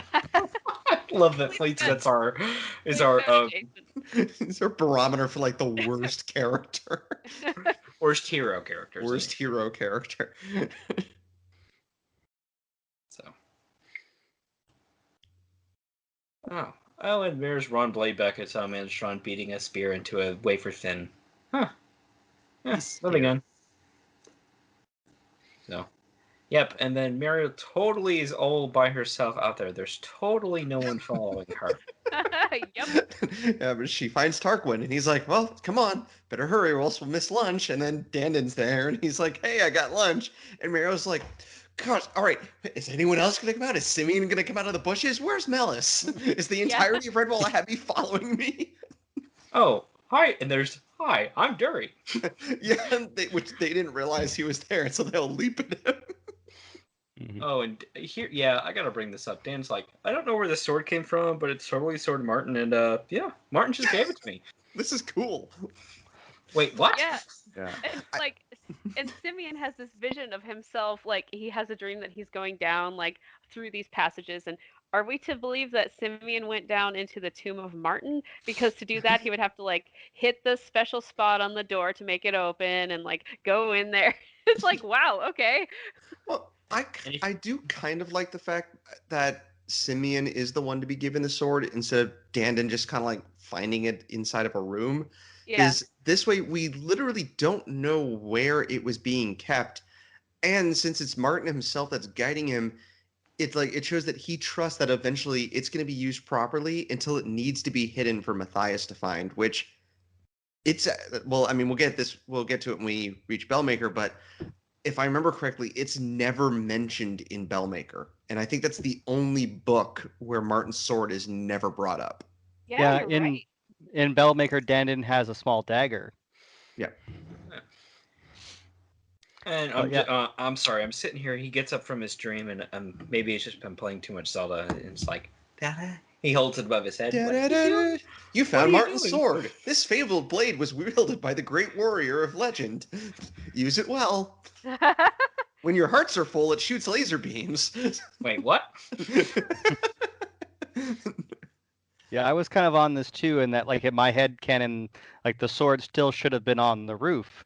Like, where did Simeon go to get it? And like, did Martin lead him up on the roof? Well, see, Simeon can fly. Whee! He's got an umbrella, and he just does a Mary Poppins. And he's floating up I there. guess that's Mary where Poppins, Christmas y'all. caroling. Yeah. We're Christmas caroling it, where like just Martin's ghost touches him and flies him up. Yes, as Sir Jakes did the very convenient, had the very convenient idea of having it from the perspective of the blind character, so we don't get any like visual indications of what the room looks like. So it could have been like anywhere. I can just Up on the imagine. roof. It's cold up here. Yeah. I can just Really imagine. windy. I can just imagine someone like the night guard or someone in Great Hall is like cleaning dishes, and they hear a thump outside. Huh? What was that? Simeon walks in. He's kind of staggered. I'm okay. Look what I found. Like, Simeon, are you drunk? No, I was just guided by the spirit of Martin and found this sword. Yeah, you're drunk. Yeah.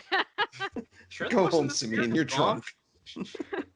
Sure, that wasn't the spirit of golf. You kind of fell off the roof. He'd No, probably that be was- laughing about it. Well, that That sounds was like Sparrows.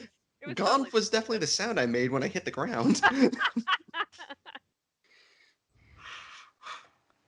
So, yeah. So yeah, Jerry's like, "Hi guys, don't hurt, no hit, not in the face, not in the face." And then after they tackle him, they're going not in the face, not in the face. Yes, never ever tackle a hedgehog, kids. Yeah. And then Huh. Oh, hi, Warden. Oh, wait, you're not the Warden. Never mind. Yeah. Oh, it's Irkatan. He's Irkatan, yeah. Cool name again. Yeah. So, and it's not a warden, but he threatens like, "This is my water. Go away." Yeah. And they're like, no. And he's like, well, I'm going to hit you. And they're like, no, you're not. We're going to kick your butt and tie you up. See you later. Like, that doesn't take very long. Yes. Yeah. I did like this kind of group that they have now. It felt very much like a D&D group. So I assigned the classes of Mariel's the fighter, and Dandon's the rogue, and Tarquin's the bard. I don't have a class for Dury though. What about the cleric? Is there a cleric? I don't know. He kind of hurt everybody else. I mean, I don't know. I'm During But Bad he- cleric. But he does take the spikes out of them again and knows how to heal them, sort of. So maybe he is True. a cleric. I'm gonna wager Druid because Druid can do healing powers, but just knows more a lot about the forest. So He's like a monk from Final Fantasy Tactics, where he has like one healing ability, but then can just like punch everything else. Yeah. Double attacks. Nice. Yep. I also love this moment. This is back at Packatug and Grey Patch, and it's like, "You called us vermin." There's almost That's like our word. That's all. Wow. Wow. It's obviously like a mock surprise, and he's just like, "You called us vermin." And they threaten to feed the fishes with him. Yeah. It's like, have you ever fed the fishes? What do you feed them with? Well, you. Yeah. There was also a prior note up here too that there was there was an error on page 164 that Packatug is referred to as a hedgehog, Oh, really? and he is clearly a squirrel. He transforms. Yeah, and I went back and checked this on the audiobook. It is corrected. Yes, I Um, was gonna say I they- did notice that. Oh, They yeah. removed the word hedgehog. Yeah, No, I'm I looking at. I just opened. Yeah, it says pushing the reluctant hedgehog pathfinder forward. Well, I mean, I have the I Kindle. hope someone lost their job over that one. Are we supposed to believe this is a magic xylophone? Yeah. So yes, and then hey, it's our favorite hair team. Where have you guys been? Yeah, you know, just kind of farting around. Yeah. Yep. And oh, hi, Toads. Bye, toads. Yeah. Yep. This is where we see the toads again, and I had something on their leader, Ulkamon. Like, what does he close enough. digivolve to? Oh. I really wanted to see a stat screen appear and have Agumon tell me a little bit about him. Angry at that.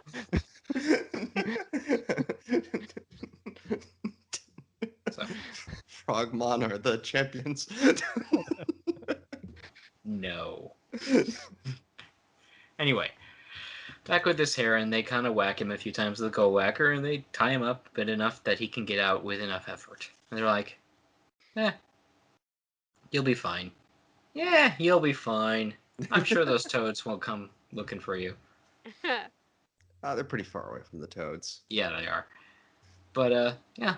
So, you attacked us, so yeah, we're gonna tie you up. So, and, then there's the issue with pikes in the river. Yes, And my Tarkin's favorite like, moment. let's go across the river and nothing will happen. And Dandon's like, hang on. He throws like one crumb in there. They're like, oh, it's fun. Oh my god! Pike are always very scary. Yes. Having And- fished for them, I've seen how many teeth they have. They are Oh. scary. Ooh. So yes, what else? But the group does not emerge unscathed from the pike, but No. Nice. They go bobbing for pike. Well, their bridge is only a log. Yeah. It's log. And yeah, poor Tarquin. Well, nah, I'm not gonna feel that bad, but he gets a minor nibble. I feel bad for him. I He mean, if looks it had been Packatug or Fleetscut, whatever. But he looks down, and part of his tail bob's missing. Oh, yeah. he's like, "What will Honorable Rosie think of me now?" And everyone's like, "We don't care." It'll grow back, right? Oh, wait. Yeah, it's still good. It's still good. So yes, and they keep at it, and the Poland keeps pushing them. Hey, go find the otter and his wife. I wonder what that means. They Is this find- where we encounter the snake? Yep. Oh, it's actually right before that they find the snake and Tarquin's like, "Nah, it's just a grass snake. It's fine." Oh God, Lots that of was grass matter. snakes. Lots of grass snakes paint lines on themselves to look like adders. Yeah. Watch me put my head in its mouth. Yeah, they do not let him off the hook for this either. They're like, I like Dury, like, is that a wood pigeon or an eagle? Well, it's carrying them away, so I guess it's not a wood pigeon. Oh, well. And there's Asmodeus' ancestor, like, what just happened? I love it too, Yeah. where it's like, you should have cut its head off with your sword. He's like, nah, that adder has the right to life. Don't worry, Dury. About years later, you'll get your wish about that sword chopping off the head of an adder. Yep. It's a pretty cool move of Mariel, like flipping over it and like cracking it right on the head as she goes over it. That was really good. Where she just she wakes up, immediately takes stock of the situation, and just whomps this thing. Maybe that was Yep. another Martin visit where she's like, Mariel, your friends need you. What's that, boy? Timmy's caught in the well? And meanwhile, back at Gabool's house, fort, whatever, Back Shake-a-bool, in come Crazy on in. Town. he's starting to little to lose it too. One of his captains comes back, is like, hey, I need food, so It's like, I haven't found him yet. I'll totally do it. I just need a couple supplies and things. Do you mind? And Gabool's like, oh, no, I'm gonna whack you. Just breaks his sword by attacking the bell. It's at this point, it's like, all right, I think we see where this is going. Yeah. I'm not crazy. You're crazy. Shut up, Belle.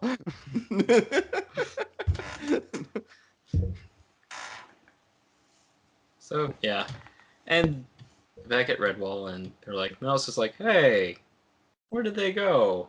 Oh, don't worry, Spirit of Martin's watching over them. Yeah. Wait, what? It's over. Yeah, they're like, Simeon, what are you talking about? He's like, no, I totally got visited by Martin last night. It's all good. And Yeah, this Martin is really kind made of- the rounds. Yeah. Don't we get the sense like this is the first time that I think characters have been a little bit hesitant to believe that Martin actually came and spoke. Like Mellis, I don't think Mellis believes it at all. She's like, "What? Martin did not talk to you." Like, "What? I don't know." Yeah. Well, but I think this is chronologically, this is the first time Martin, like outside of him talking to Bella for like 5 seconds in Outcast, Uh-huh. chronologically, this is the first time he's shown up to give advice and really guide people. Yeah. Or if Martin's just having fun, you know. I'm sure he gets very bored in the afterlife and he starts trolling the Abbey. I guarantee you there's points where like Gone Spirit is poking him like, come on, man, let me do it. Come on. And Martin's He like, still should have been just like, there are some pirates on the way by BT Dub. Martin doesn't actually talk. Make some traps. Yeah. Dig some ditches. Line them with spikes. Might want to go take care of that. Just a suggestion. That'd be great. Yeah.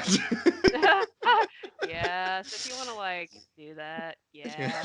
Martin's like, yeah, Mellis, if you could come in on Saturday, that'd be great. Hmm. Yeah. God.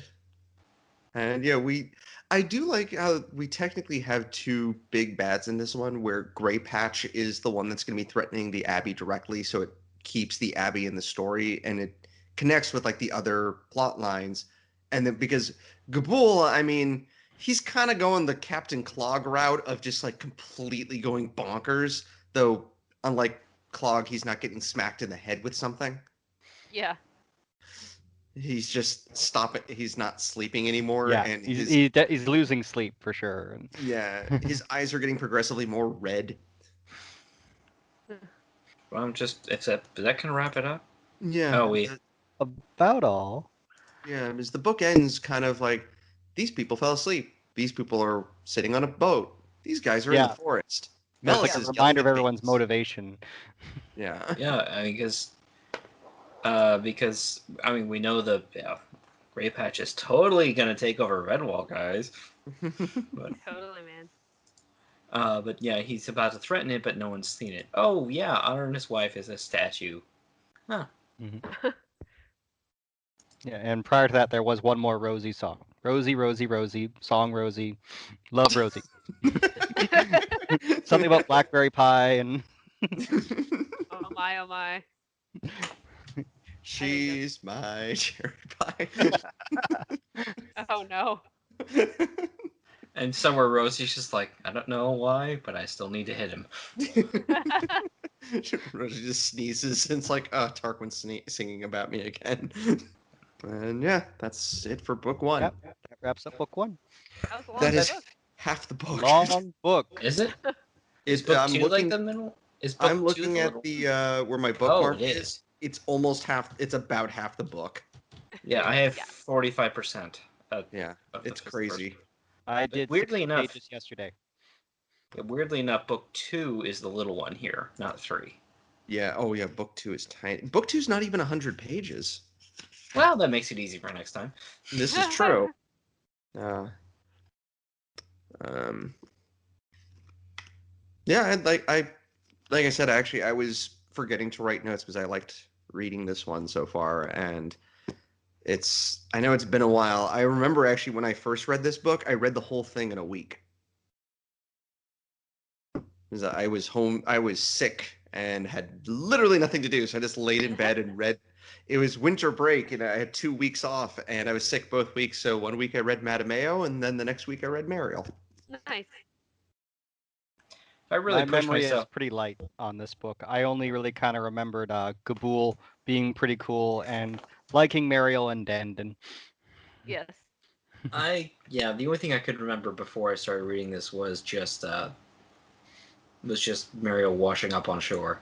So I feel like if this was one of the later books, or not even like way later, but I feel like the spacing would a little bit more even. Like book one would have ended with like right after Mariel leaves Redwall, Yeah. like with the quest beginning, and Grey Patch would have shown up then. Yep. But this is a good start. Yep. yeah, it is. It's a more there's a lot of little plots running around, but it's a lot more. It's good to be back to form. Let me put it that way. Yeah, and they kept my interest this time. Like I was interested in all the plots. Anyway, so what's left to cover? We didn't cover how anthropomorphic are they because we really not a reason to. No. There's nothing in the book language itself that would suggest one way or another. Maybe in the art, but Yeah, like the art on the back of the book for the one I have, it shows Gabul just standing in like full pirate garb, complete with a pistol. but Yeah, in the art he has like a full-on gun in his belt, which I'm assuming. Interesting. Yeah, I'm assuming that's like artistic license by whoever was commissioned to draw the character. They'd probably just told him, yeah, make him look like a pirate. But I think, yeah, this is like the only occurrence ever I can think of in this entire franchise where a firearm is shown. That is weird. very. So. All right, I think we're good here. Okay, folks. So, Adam, by the way, before you get into our own self promotion, Adam, do you have any your own website or anything you want to promote? No, I don't do this kind of stuff normally. This is actually my first podcast to be on. Yay! Cool. Thanks for letting me take that off my bucket list. Of course. I'm Well, you're glad to still have gonna you. come back. You're still gonna come back for books 2 and 3, I hope. Oh yeah, I will. Yay! Yay. I hope I did a good job. You did. Yep. Yeah. All right. So we'll see you folks in 2 weeks. Jeremy, where can they find us on the net? You can find us on recorderonthewall.com. We are on iTunes and Google Play Podcast. We are on the Redwall Eulalia subreddit on Reddit. We are also talked about on the official Redwall forums. If we are also on Twitter, ROTW Pod. And also we have the Gmail account. You can send us emails, rotwpod@gmail.com. Give us feedback, send us any comments, and we like to hear from people. And as you can see, if you are a fan and you want to be on the show, let us know and we can see what we can do. All right, folks. I'm Pete. I'm Jeremy. I'm Katie. I'm Adam. Give him blood and vinegar. And we'll see you on the next episode. Goodbye. Bye, everybody.